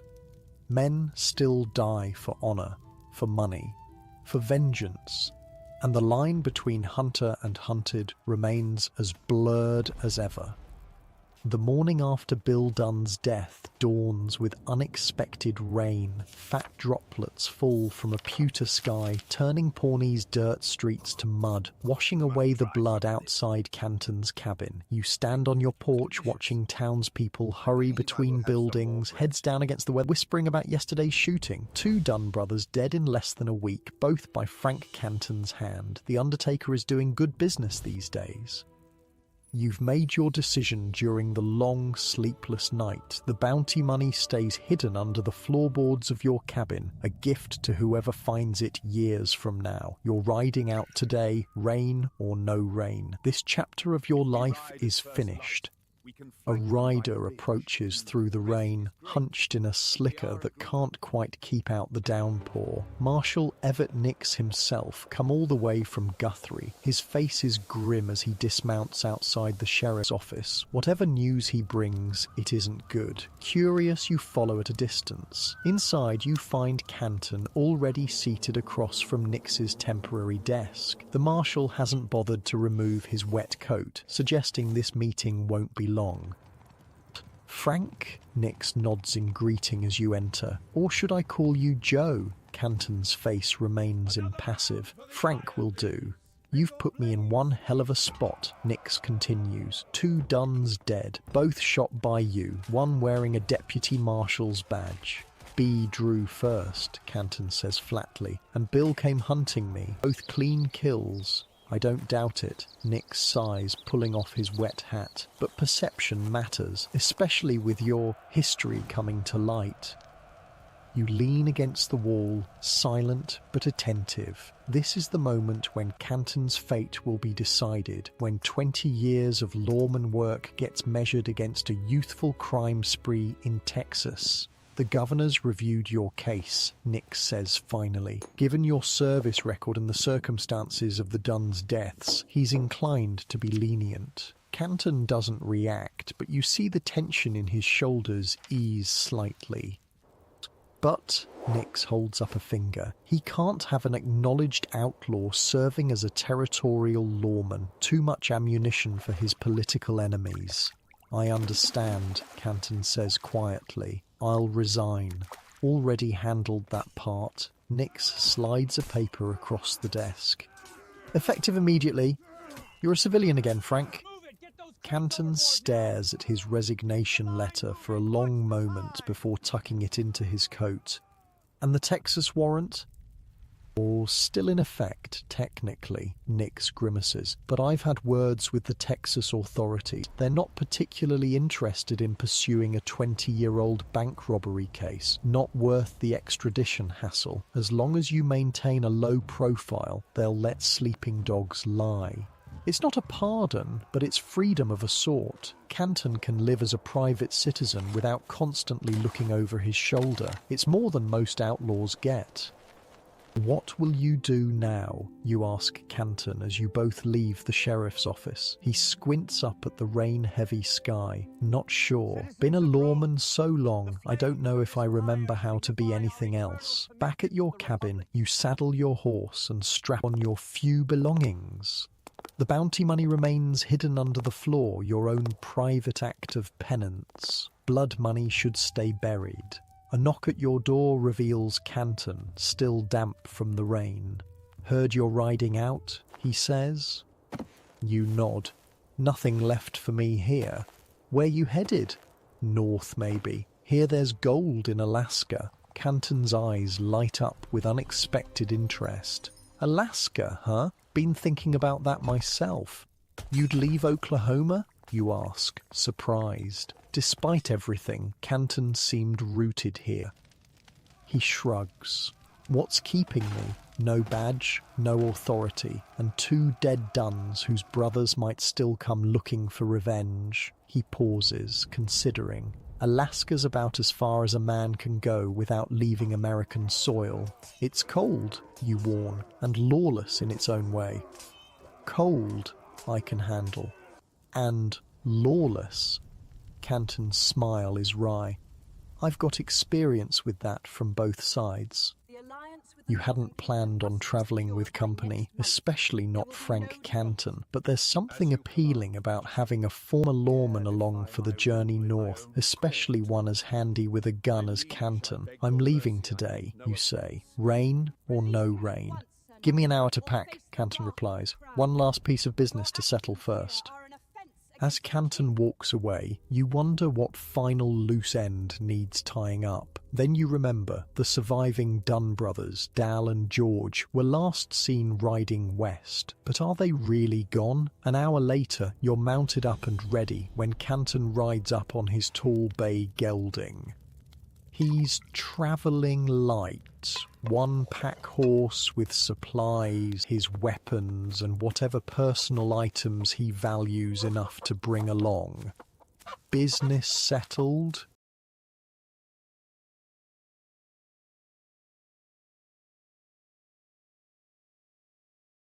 You ask as you turn your horses north.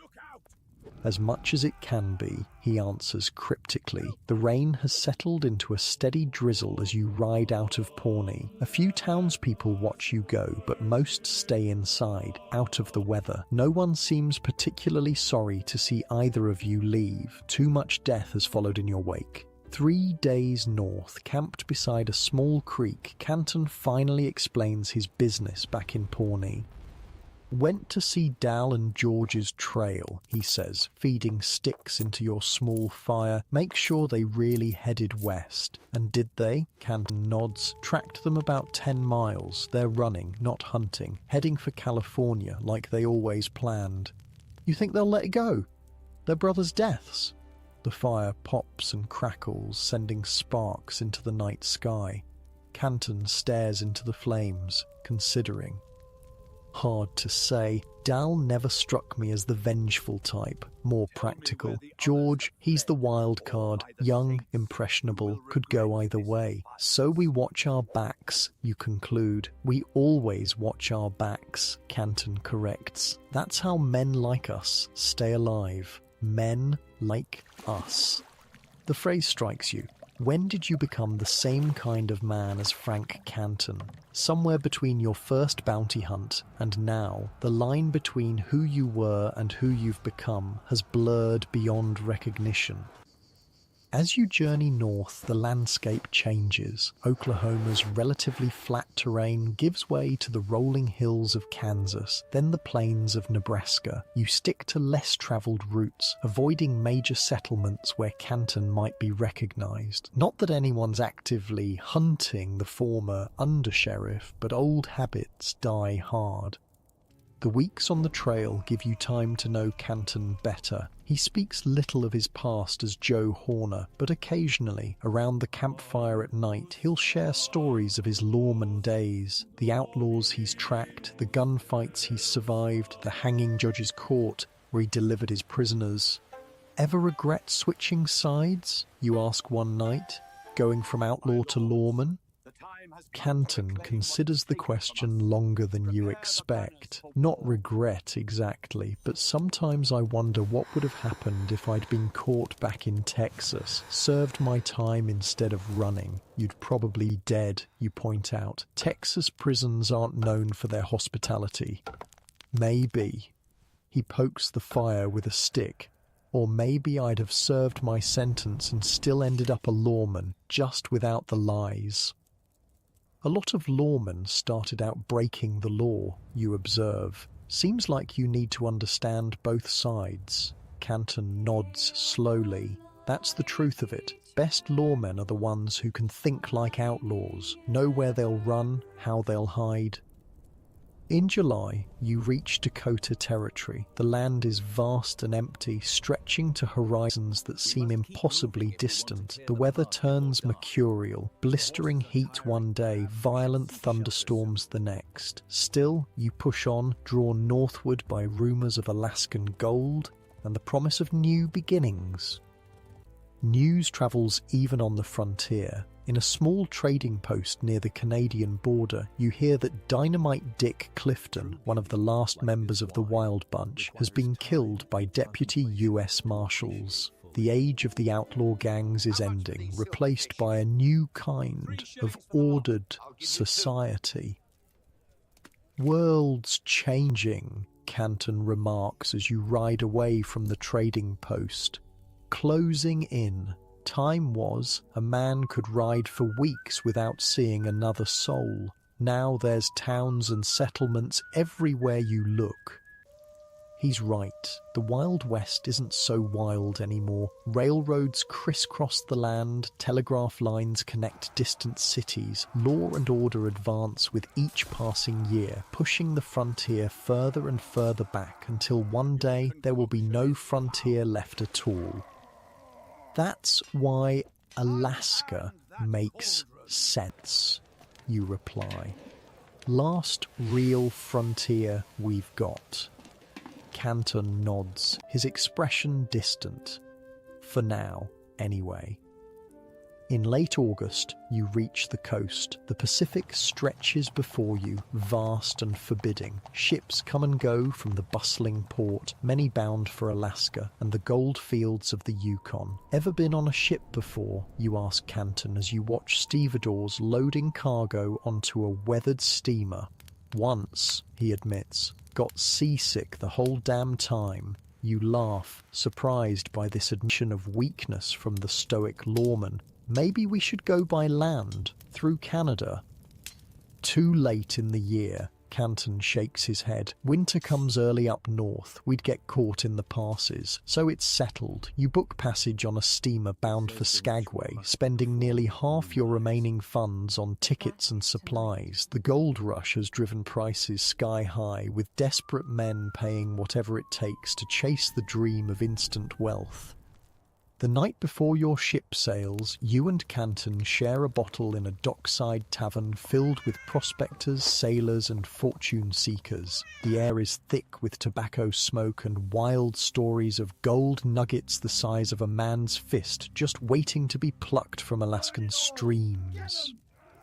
You really think there's gold up there? You ask, skeptical of the extravagant claims. Canton shrugs. Maybe. But that's not why we're going, is it? He's right, of course. You're not chasing gold. You're running from ghosts, from the men you've hunted, the blood you've spilled, the person you became while carrying that bounty hunter's license. What will you do up there, you ask, if not prospect? Heard they need lawmen, Canton says. US Marshals are short-handed with all the prospectors flooding in. Might see if my experience counts for anything. Even with your history? New territories, new rules. He refills his glass. Besides, Joe Horner died a long time ago. I'm Frank Canton now, have been for 20 years. You believe that, you ask? That a man can just become someone else? Canton meets your gaze steadily. I have to believe it. Otherwise, what was it all for? Morning brings a steel-grey sky and choppy seas. Your ship, the Portland, looks smaller and more weathered in daylight than it did in the harbour's evening shadows. Still, it's your passage to a new life, whatever that might be. As you wait to board, a commotion erupts further down the dock. Raised voices, then a flash of movement as someone breaks from the crowd, running toward the ships. Behind him, men in pursuit, one wearing a lawman's badge. Stop that man, the lawman shouts. Wanted for murder, the fugitive races past you, desperation in his eyes. In his hand, a ticket for the Portland, your ship. He's trying to escape to Alaska, just like you and Canton, running from his past, just like you. Without thinking, your hand drops to your revolver. Old habits, the bounty hunter's instinct to capture, to bring in the wanted man. Beside you, Canton has already drawn his weapon, tracking the runner with practiced ease. But something stops you both, a moment of recognition, not of the man himself, but of what he represents, a mirror image from another time. The fugitive makes it to the gangplank and disappears into the ship. The pursuing lawman arrives seconds later, breathless and angry. "Did you see him?" the badge wearer demands. "Dark hair, blue shirt, running like hell?" You and Canton exchange a glance. 20 years ago, Canton was that running man, and you could have been him too, under different circumstances. "Didn't notice," Canton says, holstering his weapon. "Too many people on the docks today." The lawman curses, then hurries aboard to search the ship. You and Canton follow more slowly, your passage tickets in hand. "Why'd you let him go?" You ask quietly as you board. Canton doesn't answer immediately. When he does, his voice is thoughtful. Maybe some men deserve a second chance, a fresh start. Even killers, you press? We've all killed, Canton responds simply. Question is whether we learn from it, whether we become something better. As the Portland pulls away from the dock, you stand at the rail watching America recede. Behind you lies a continent of memories, blood and dust. Ahead, the unknown waters leading to Alaska, to new beginnings. Beside you, Frank Canton, once Joe Horner, bank robber and fugitive, then lawman and bounty hunter, now something undefined, stares north with anticipation in his eyes. No wanted posters in Alaska with our faces on them, he remarks. No Dunn brothers looking for revenge, no old scores to settle. Clean slate, you agree. But as the shoreline disappears into the mist, you wonder if any slate is ever truly clean, if the blood on your hands and the ghosts in your dreams will fade with distance and time, or if, like Canton, you'll spend the rest of your life balancing who you were against who you're trying to become. The sea stretches endlessly before the ship, grey and mysterious as the future itself. Somewhere ahead lies Alaska, the last frontier, with its promises and perils. You've left behind the dust of Oklahoma, the bodies of outlaws, the blood money under cabin floorboards. You've left behind the bounty hunter you were. But have you outrun yourself? Can anyone? As the Portland pitches in the growing swells, Canton grips the rail, his face already tinged with green. Damn sea, he mutters. Remind me why we didn't take the land route. You laugh, finding unexpected humour in seeing the legendary lawman laid low by simple waves. Because we're in a hurry to become new men. New men, he echoes, managing a grim smile. Let's hope Alaska is far enough.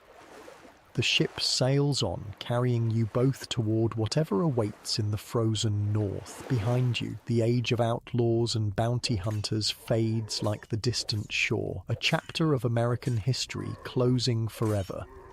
But some legends persist, some stories refuse to end, and in the years to come, the tale of Frank Canton, the outlaw who became a lawman, who became something else entirely, will be whispered in frontier saloons alongside stories of the Dalton Gang, the Wild Bunch, and the deadly Dunn brothers. After all, in the Wild West, a man wasn't defined by who he claimed to be, but by the stories told about him after he was gone, and those stories, like the frontier itself, have a way of growing wilder with each telling. The journey to Alaska tests your endurance in ways Oklahoma's gunfights never did. For 12 days, the Portland pitches and rolls through seas that grow increasingly hostile. Canton spends the first 3 days hanging over the rail, emptying his stomach into the Pacific, his legendary toughness no match for the ocean's relentless motion. Should have shot me back in Pawnee, he groans during a particularly violent storm. Would have been kinder. By the 4th day, he finds his sea legs, though he remains pale and subdued. The ship is crowded with prospectors, dreamers, and fugitives, men not unlike yourselves, seeking fortune or escape or both. The common areas buzz with wild tales of Alaskan gold, each story more extravagant than the last. Nuggets big as your fist just lying in the creeks, one red-faced miner insists. Saw it with my own eyes. You listen, skeptical but curious. These men believe in something, a chance, however slim, at transformation. Gold fever, they call it, the delirious conviction that the next shovelful of dirt will change everything. You believe any of it? You ask Canton as you share a smoke on deck, watching the northern horizon where the Alaskan coast still lies days away. He shrugs. Some. Where there's this many men willing to risk everything, there's usually something worth having. Maybe not what they think, but something. What are we looking for up there? The question has been bothering you since you decided to join Canton on this journey. Not gold, I'm guessing. Canton stares at the endless grey waves. Space, he finally says. Room to breathe without looking over my shoulder, without seeing ghosts. You understand that sentiment better than most. The ghosts of Oklahoma, the men you've hunted, the blood spilled in dusty streets and forgotten creek beds, haven't stayed behind. They've boarded the Portland with you, invisible passengers watching from the shadows. The ship rounds a headland, and suddenly Skagway appears, a ramshackle collection of tents and rough wooden buildings clinging to the shore beneath towering mountains. Behind the settlement, a narrow valley stretches away into fog-shrouded peaks, the infamous Chilkoot Pass, gateway to the Yukon goldfields. As the Portland eases into the harbour, you're struck by the chaos on shore. Hundreds, maybe thousands of men swarm the beach and crude docks. Vast piles of supplies and equipment create small mountains amid the human anthill. Dogs bark, men shout, steam whistles shriek. Jesus, Canton mutters beside you. It's worse than Dodge City during cattle season. You disembark into Bedlam. The muddy streets of Skagway teem with prospectors, conmen, merchants and thieves. Prices for everything from beans to blankets have been inflated to absurd levels by demand and distance. A sign outside a crude restaurant advertises eggs for $1 each. A week's wages back in the States. First order of business, Canton says, shouldering his pack, is finding some place to sleep that won't get us robbed or murdered.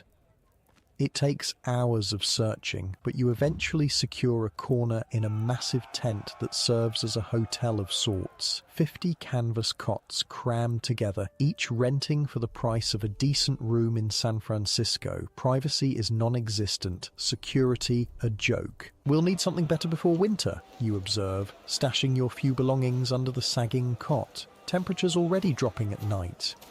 Canton nods, his experienced eyes surveying the tent's other occupants, a mix of exhausted prospectors, bright-eyed newcomers, and hard-faced men whose purposes in Alaska might not bear close examination. Tomorrow I'll check in with the law here, he says quietly.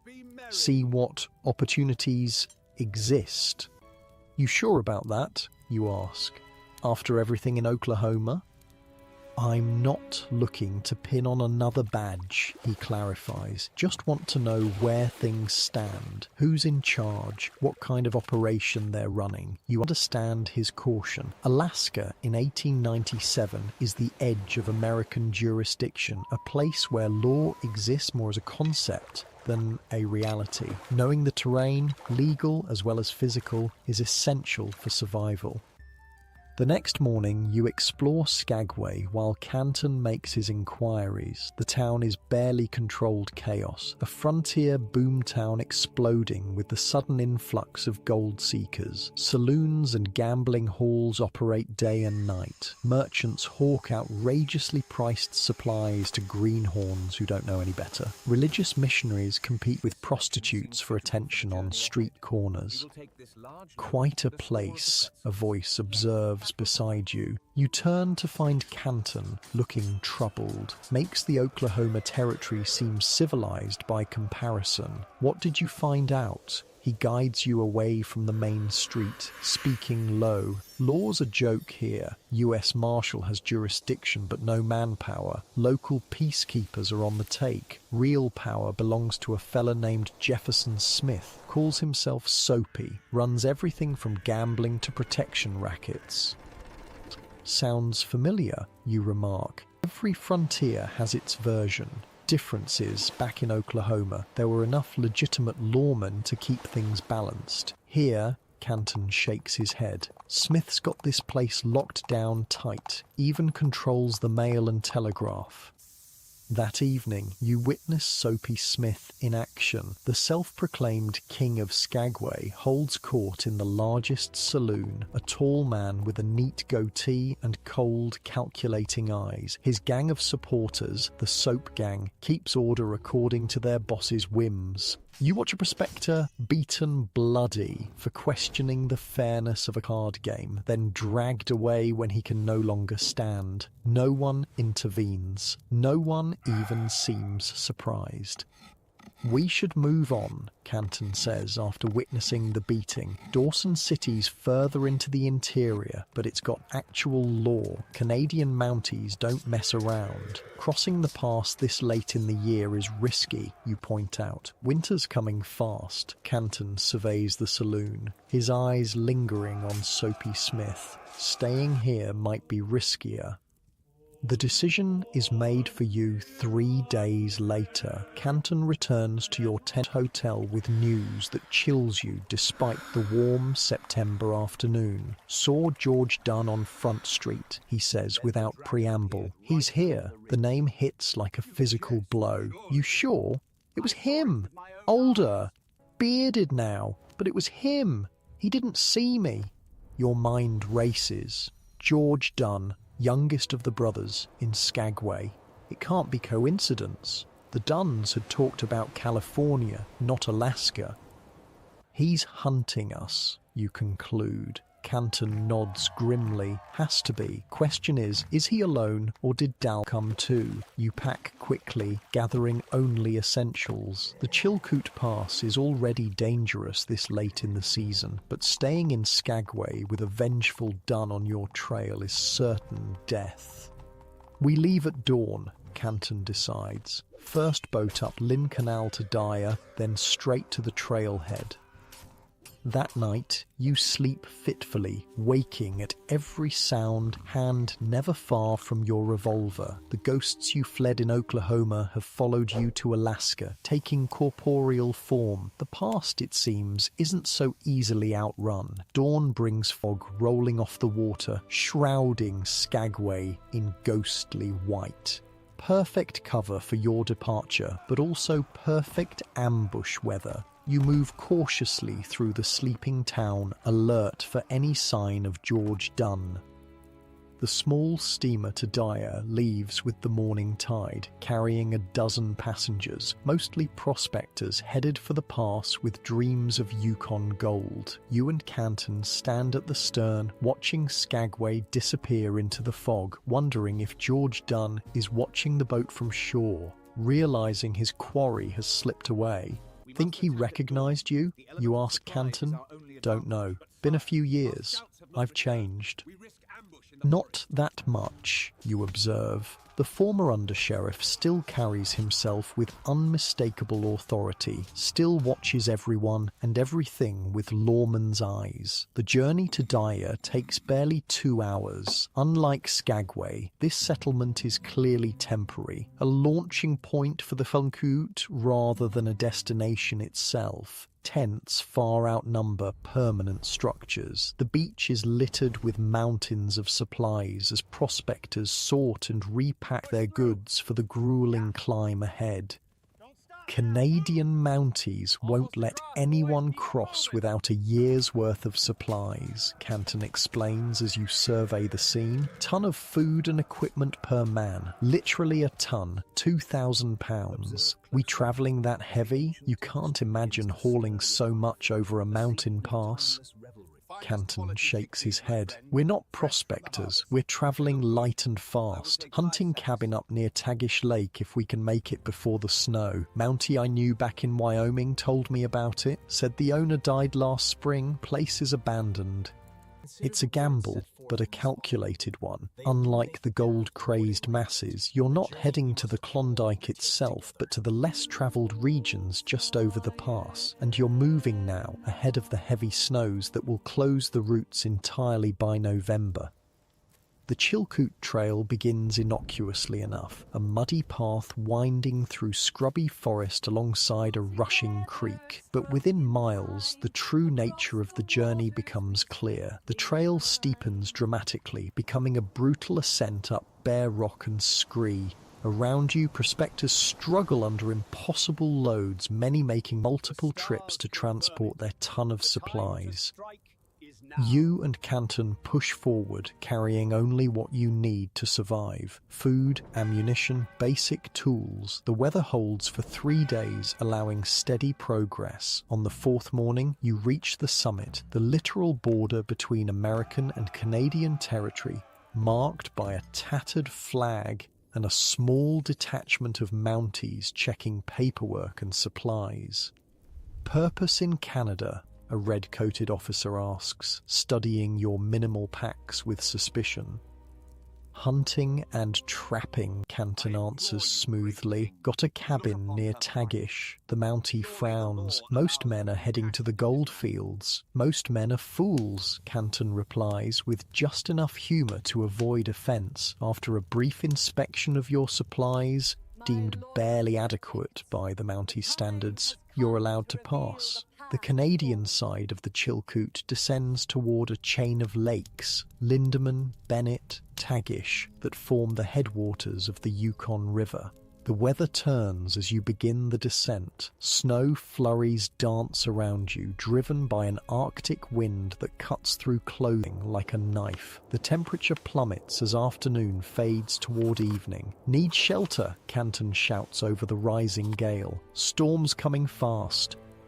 You take refuge in a crude shelter built by previous travellers, little more than a 3-sided lean-to of logs and branches, but enough to block the worst of the wind. As darkness falls, the snow intensifies, blanketing the world in white silence. If George Dunn is following, this'll slow him down too, you observe, feeding small branches into your meagre fire. Canton nods, his face grim in the flickering light, unless he was already on trail ahead of us. The possibility hangs between you like the smoke from your fire. If Dunn somehow anticipated your escape route, he could be waiting ahead, perhaps at the very cabin you're aiming for. We'll take turns watching tonight, you decide, checking your revolver by feel. The familiar weight is reassuring in this alien landscape of snow and darkness. Morning brings clearing skies and a transformed world. Everything, trees, rocks, the trail itself, lies buried under 6 inches of fresh snow, beautiful but treacherous. The scent becomes a slow, slippery ordeal, each step carrying the risk of a twisted ankle or worse. It takes 3 more days to reach Lake Bennett, where a small settlement has sprung up around a sawmill. Here, prospectors who've conquered the Chilkoot pause to build boats for the final leg of their journey to the Klondike. The lakefront buzzes with activity despite the late season. Men working frantically to finish their vessels before ice closes the water route. You and Canton rest here for a day, gathering information and supplies. The cabin you're seeking lies 2 days' journey east of the main route, accessible by a trapper's trail that branches off near the northern end of Tagish Lake. Not many heading that way, a grizzled boat builder tells you when asked about the trail. Nothing there but wilderness, no gold. That's what we're counting on, Canton replies. You leave Bennett the next morning, following the eastern shore of the lake. The established trail is well travelled enough to be clear despite the recent snow. Other travellers, mostly late-season prospectors rushing to beat winter, pass you heading north. None show any particular interest in you and Canton, for which you're grateful. 2 days later, you reach the junction where your path diverges from the main trail. The trapper's route is barely visible, a faint depression through the forest, already filling with fresh snow from flurries that come and go throughout the day. Not much traffic this way, you observe, studying the unmarked snow. Good, Canton says, less chance of running into Dunn by accident.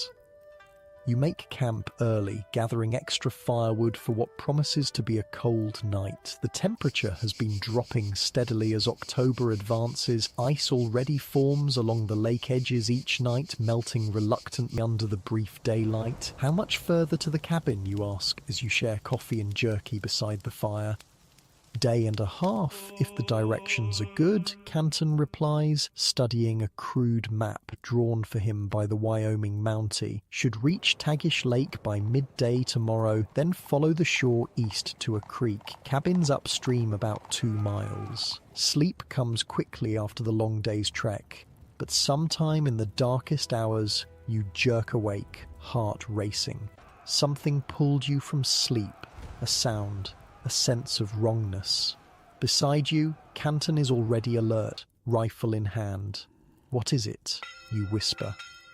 He shakes his head, listening intently. For long minutes, nothing disturbs the night except the soft sigh of wind through pine branches. Then, faintly, the snap of a twig breaking under weight. Something, or someone, is moving in the forest nearby. Canton touches your arm, points to the right, then to himself, then left. The message is clear: circle in opposite directions, flank whatever's out there. You nod, drawing your revolver as you slip into the darkness beyond the dying fire's glow. The forest is a maze of black tree trunks against slightly less black snow. You move carefully, placing each foot to avoid twigs or frozen leaves that might betray your position. The cold air burns your lungs, but you breathe shallowly, minimizing sound. Another twig snaps, closer now. You freeze, straining your eyes against the darkness.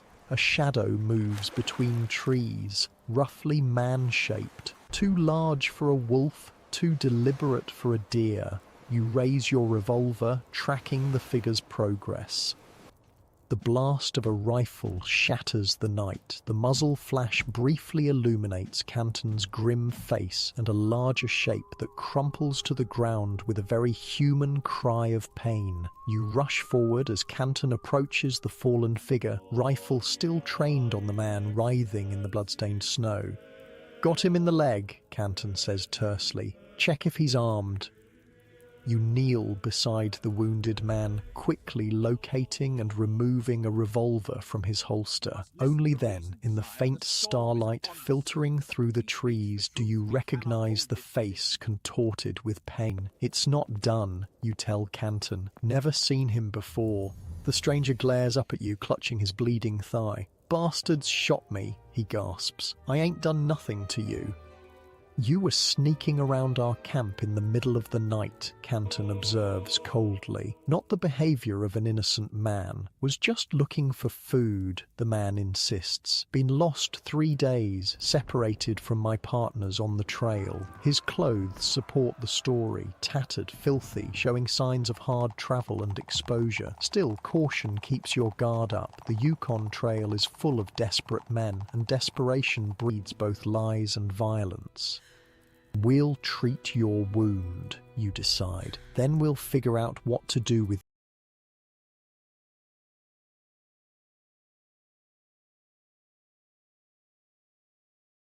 you in the morning." By firelight, you and Canton clean and bandage the stranger's leg. The bullet passed through cleanly, damaging muscle but missing bone and major blood vessels. With proper care, he'll recover, though walking any distance will be painful for weeks. "Name's Harris," the man says once the worst of the pain subsides. "William Harris, from Seattle originally." "What are you doing off the main trail?" Canton asks, still suspicious. Harris sighs. "Like I said, got separated from my partners. Was heading to the Klondike, but took a wrong turn somewhere after Bennett. Been wandering 3 days trying to find the trail again." His story is plausible. The route through the lakes is confusing, especially for newcomers, and especially under snow. Men have died within yards of the main trail, lost in whiteout conditions, or simply taking a wrong turn. "We're not heading to the Klondike," you tell him. "Can't take you there." "Don't care where you're going," Harris replies wearily. "Just don't leave me out here to die." The night passes tensely, with you and Canton taking turns watching both the wounded Harris and the surrounding forest.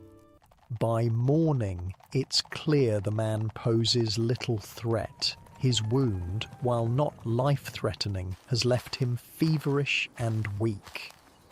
We can't leave him, you tell Canton privately as you break camp. He won't survive on his own. Canton's face is impassive. Taking him with us is a risk. Slows us down, uses supplies we can't spare. We shot him, you remind Canton. Accident or not, that makes him our responsibility. Something flickers in Canton's eyes. Perhaps respect, perhaps just resignation. Fine. But he rides the pack horse, and we keep his gun. And so your party gains a third member as you continue toward Tagish Lake. Harris, secured on the back of your pack horse, drifts in and out of consciousness as fever from his wound takes hold. You make slower progress than planned, forced to stop early to treat Harris and ensure he doesn't fall from the horse. Should reach the cabin tomorrow, Canton says that evening, studying his map by firelight, assuming it's where it's supposed to be and assuming it's still standing. And assuming George Dunn isn't waiting for us there, you add quietly, so Harris can't hear. Canton meets your gaze across the fire. Been thinking about that. If Dunn is hunting us, why haven't we seen sign of him on our trail? He wasn't far behind us in Skagway. It's a good question. If vengeance drove George Dunn to Alaska, he should have been dogging your steps from the beginning. Instead, there's been no sign of pursuit. Maybe he lost our trail, you suggest, or took a different route over the mountains. Maybe, Canton agrees, but he doesn't sound convinced. Or maybe he's already where we're going, waiting. The possibility adds urgency to your journey. The next morning, despite Harris's deteriorating condition, you push harder, determined to reach the cabin before nightfall. The terrain grows increasingly difficult, the trapper's trail fading to nothing in places, forcing you to navigate by Canton's crude map and natural landmarks.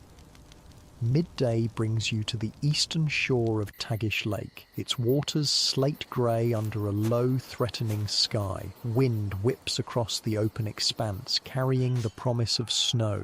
You follow the shoreline north, searching for the creek that will lead to your destination. There! Canton points around mid-afternoon. A small stream empties into the lake, partially frozen even in the relative warmth of daylight. This should be it. The creek leads away from the lake into dense forest. You follow its winding course upstream, Canton in the lead, you bringing up the rear with Harris on the pack horse between you. The wounded man has stopped complaining, a sign of his worsening condition. The cabin appears suddenly around a bend in the creek, a solid structure of squared logs with a stone chimney nestled in a small clearing. Smoke rises from that chimney, thin but unmistakable against the darkening sky.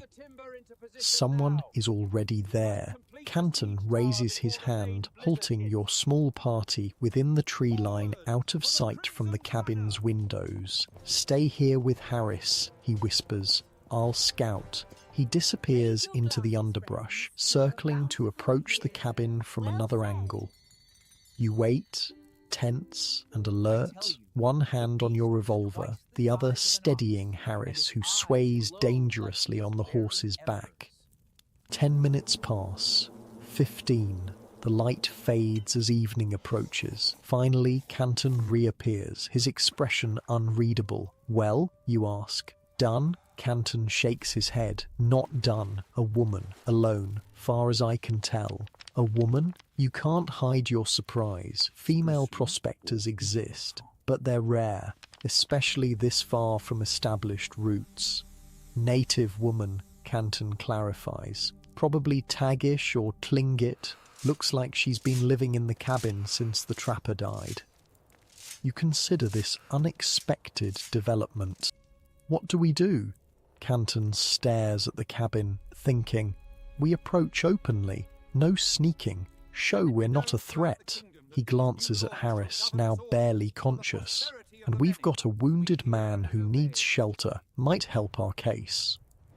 The decision made, you lead the pack horse into the clearing, approaching the cabin with deliberate, unthreatening movements.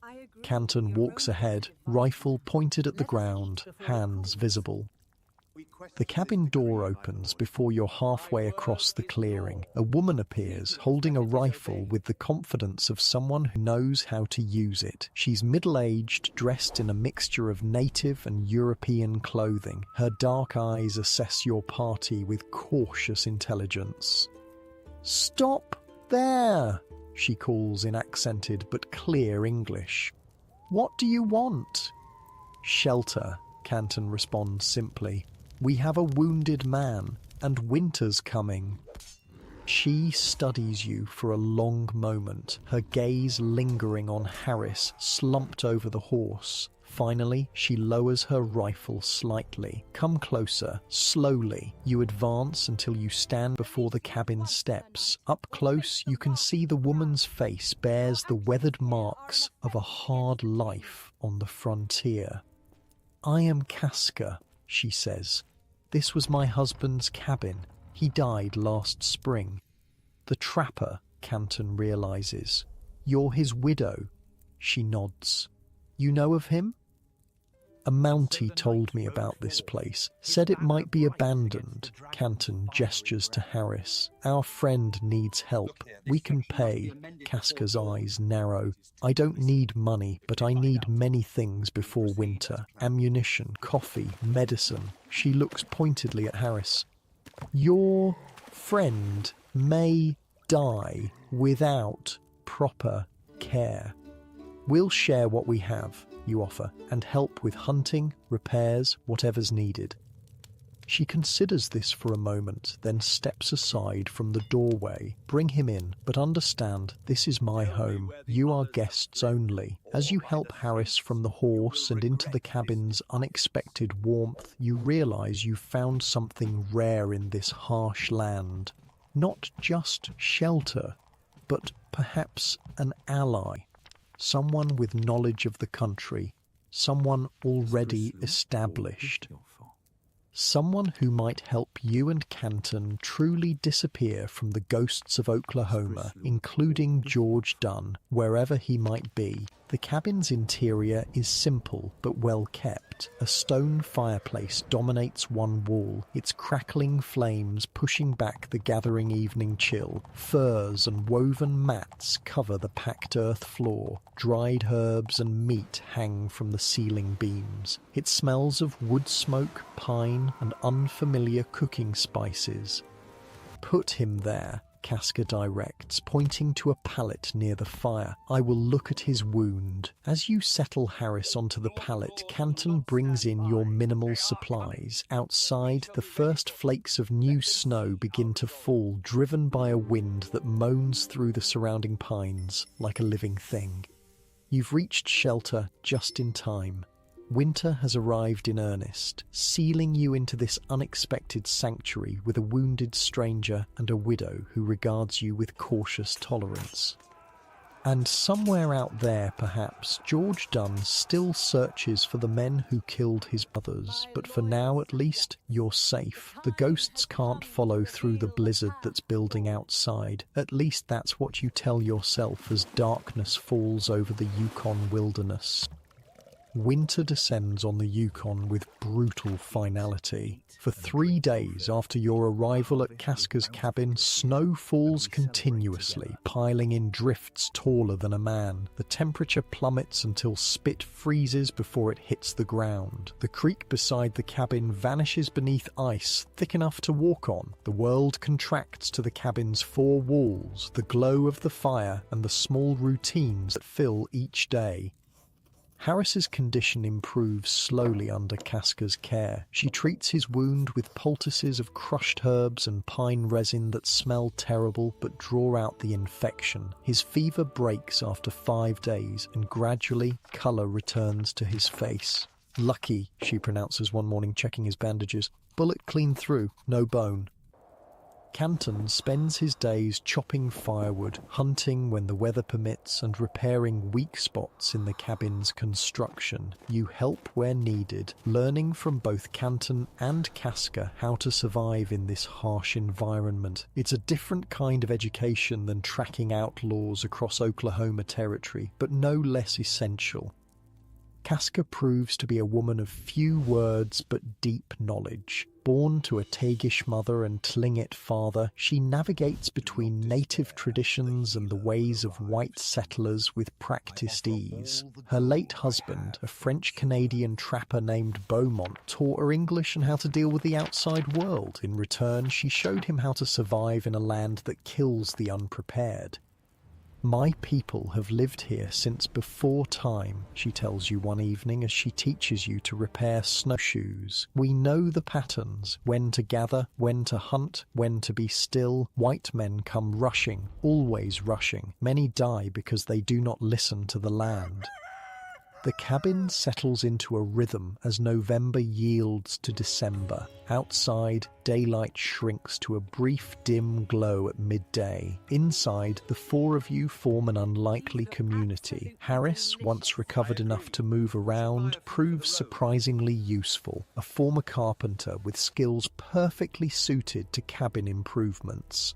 "Never thought I'd end up here," he confesses one night as you share coffee by the fire. "Came north for gold like every other fool. Now I'm just grateful to be alive." "What will you do when spring comes?" you ask. He shrugs. "Don't know. Can't work a gold claim with this leg. Might try to reach Dawson, find carpentry work. Hear they're building a proper town there." Canton rarely speaks of the future. He throws himself into learning everything Casca can teach, tracking in snow, reading weather from cloud patterns, preserving meat to last the winter. When not working, he sits by the fire carving intricate figures from wood with surprising artistry. Bears, wolves, eagles, the animals of his new world taking shape beneath his knife. "Didn't know you were an artist," you remark, watching him work on a delicate salmon.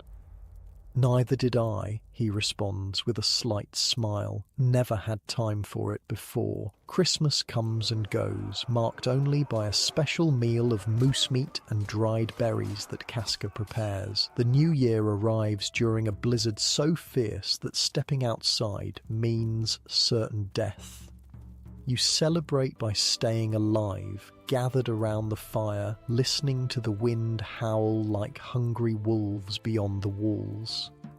January brings the deep cold, temperatures that freeze unprotected flesh in minutes. The simple act of gathering firewood becomes a dangerous expedition requiring careful preparation. Inside the cabin, frost forms in corners despite the constant fire. At night, everyone sleeps close to the hearth, wrapped in layers of furs and blankets. It's during one such night in late January that the quiet is broken by an unexpected sound, the distant howl of sled dogs.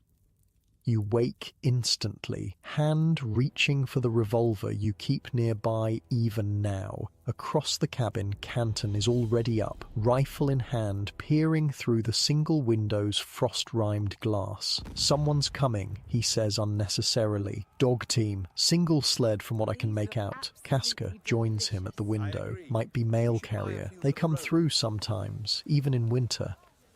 "Or might be someone else," Canton says, his meaning clear. George Dunn remains an unspoken concern, a shadow at the edges of your new life. The sled appears at the edge of the clearing just as grey dawn breaks. A single figure drives a team of 6 dogs, moving with the practiced skill of someone who knows the country. Not a desperate man on a vengeance mission, but a professional traveller. "Mail carrier," Casca confirms, relaxing slightly. "I know this man. Jacob Whitney, half Tlingit, half American, carries messages between settlements." Even so, you and Canton remain cautious as the sled approaches. Old habits die hard. Whitney brings his team to a halt outside the cabin, speaking soft commands in a mixture of English and native words. The dogs settle immediately into the snow, trained to rest whenever the opportunity presents itself.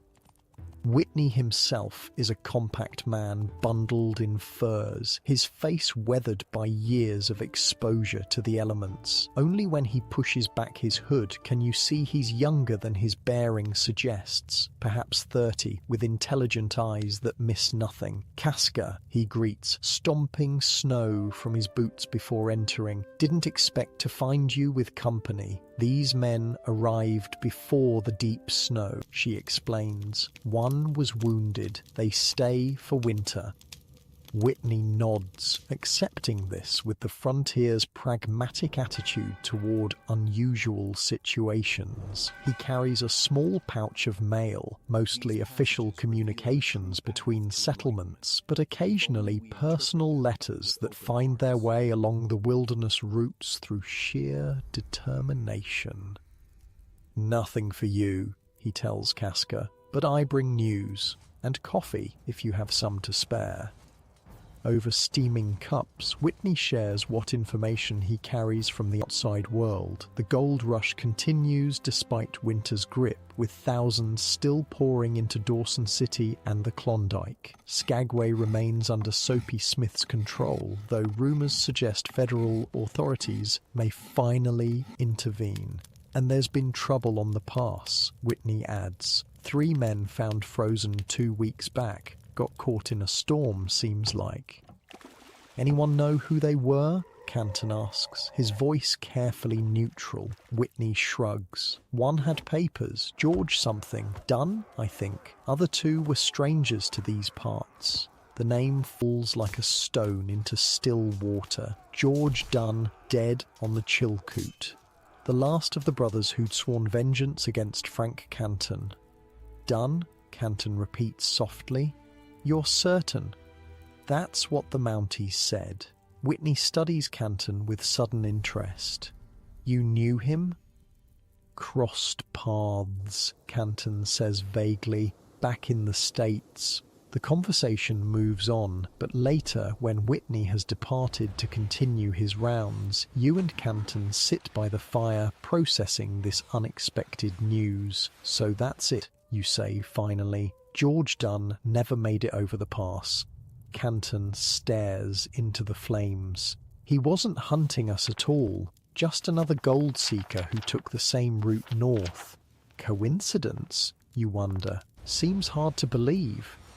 Or maybe Canton's expression is unreadable, or maybe he was following us and the mountain took care of him before he found us. Either way, the threat that's hung over you since Skagway is gone. The last Dunn brother lies buried in a frozen grave on the Chilkoot Pass. Another victim of the merciless northern wilderness. The vendetta that began in the dust of Oklahoma Territory has ended in the snow of Alaska. Does it change anything, you ask, for your plans? Canton considers this. "Don't know that I had plans beyond survival, getting through winter. After that," he shrugs. "The world's different up here, simpler in some ways, harder in others. But no one looking to hang Joe Horner, you observe." A ghost of a smile touches his lips. "There's that." February brings deeper cold but more frequent clear days. The northern lights dance across the night sky in ribbons of green and purple so vivid they seem close enough to touch. During daylight, which grows longer with each passing week, you venture further from the cabin, learning the surrounding territory, setting traps for small game, becoming part of this land in ways you never connected with Oklahoma. Harris proves more resilient than expected. By March, he's walking with only a slight limp, eager to make himself useful. He repairs the cabin's roof, builds proper shelves and a table, constructs snowshoes that even Casca admits are well made. "Man could make a good living in Dawson," she observes, watching him work. "They need builders there." Canton, too, has found unexpected purpose. His wood carvings grow more elaborate and beautiful. Casca suggests he might trade them to coastal tribes who value such artistry. For the first time since you've known him, he speaks of the future with something approaching enthusiasm. thinking I might try for a marshal's position in Dawson come spring, he tells you one day while you're checking traps together. Heard they're looking for experienced men. Back to law work, you ask, surprised. Even after everything? He nods. It's what I know, what I'm good at. And up here, no one cares who I was before, only matters what I can do now. What about your past catching up again? Canton surveys the vast white landscape stretching to distant mountains. Let it try to find me here. April brings the first real thaw. The creek ice cracks with sounds like gunshots. Snow recedes from south-facing slopes, revealing glimpses of brown earth. Birds return from their winter migrations, filling the air with calls not heard for months. With spring comes decisions about the future. Harris is determined to reach Dawson City when the trail's clear. Canton seems likely to follow the same path, drawn by the possibility of pinning on a badge again in a place where Frank Canton's reputation, good or bad, been...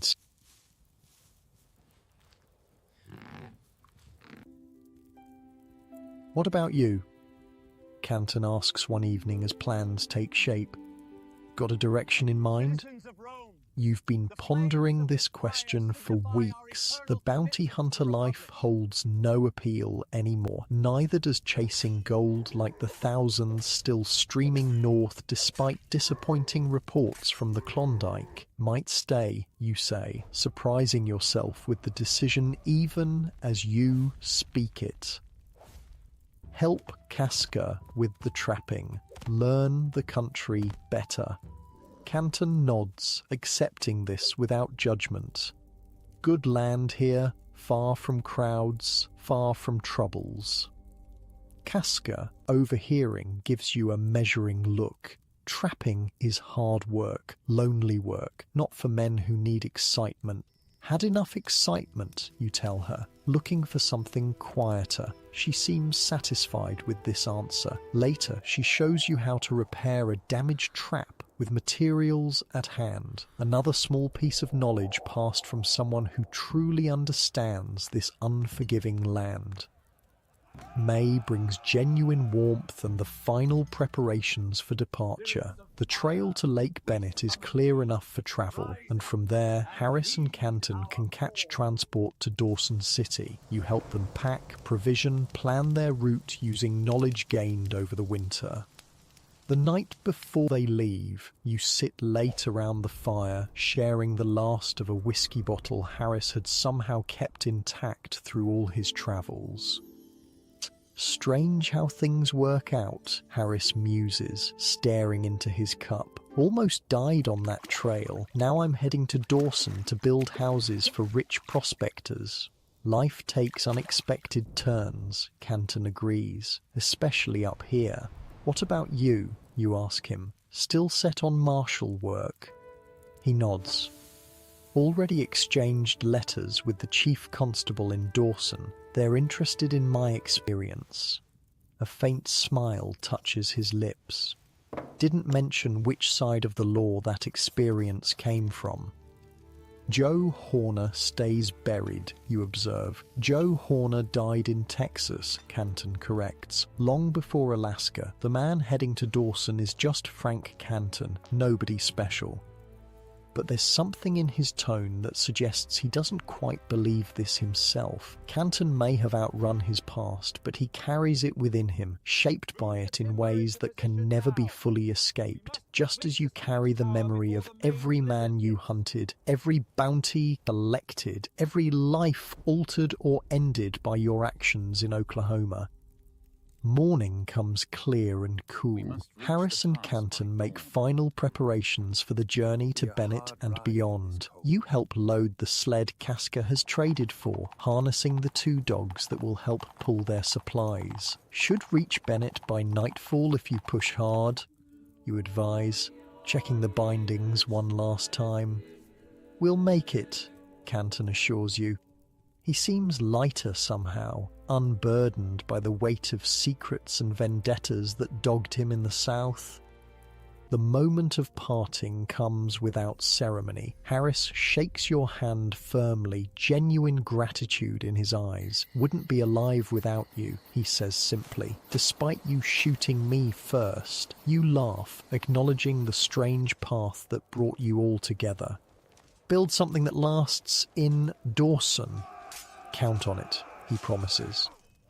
Canton's farewell is more reserved, befitting the complex history between you. You've been enemies, allies, reluctant partners, and finally something approaching friends. "Take care of yourself," he says, offering his hand. "This country doesn't forgive mistakes." "I've got a good teacher," you reply, glancing toward Casca, who watches from the cabin door. Canton nods. "Better than most." He hesitates, then adds, "If you ever make it to Dawson, I'll find the marshal's office." You complete the thought. With final waves they depart, following the creek down toward Tagish Lake. You watch until they disappear among the trees, 2 more men seeking reinvention in the vastness of the north. Beside you, Casca stands in comfortable silence. Finally, she says, "They will be fine. Your friend Canton, he understands what matters here." "And what's that?" you ask. "Knowing when to fight and when to bend," she answers, "like the willows in storm." You help her inside to prepare for the day's work. There are traps to check, wood to split, endless tasks that fill frontier life. But now these tasks feel purposeful rather than desperate. Not just survival, but building something that might last. That night, alone, except for Casca's quiet presence across the cabin, you find yourself reflecting on the strange journey that brought you here. From dusty Oklahoma streets to this isolated cabin in the Yukon wilderness. From hunting human beings for money to learning how to live in harmony with one of the world's harshest environments. Frank Canton's path continues elsewhere, shaped by choices both deliberate and accidental. The Dunn brothers lie in graves scattered across 2 territories. Their vendetta ended not by justice, but by circumstance. And you, the bounty hunter who walked away, have found an unexpected peace in a place most would consider unbearably challenging. Outside, the northern lights dance across the spring sky, rippling curtains of colour that seem to contain all the mysteries of this vast land. Inside, the fire crackles softly, casting warm shadows that invite contemplation. Your bed of furs and blankets beckons, promising rest after a day of honest work. Perhaps reinvention is possible after all, you think, as drowsiness begins to overtake you. Not by outrunning the past or burying it like Frank Canton tried to do, but by building something new alongside it, accepting what came before while choosing what comes next. As sleep approaches, you recall something Casca said during the depths of winter. The land remembers everything, but judges nothing. It simply is. We can learn from this. The fire settles into embers. Outside, an owl calls once, then falls silent. Your breathing slows, matching the rhythm of the quiet cabin, the peaceful night, the turning earth. And as you drift towards sleep, warm and safe in this place so far from where your story began, you understand that the greatest bounty you ever found wasn't attached to a wanted poster or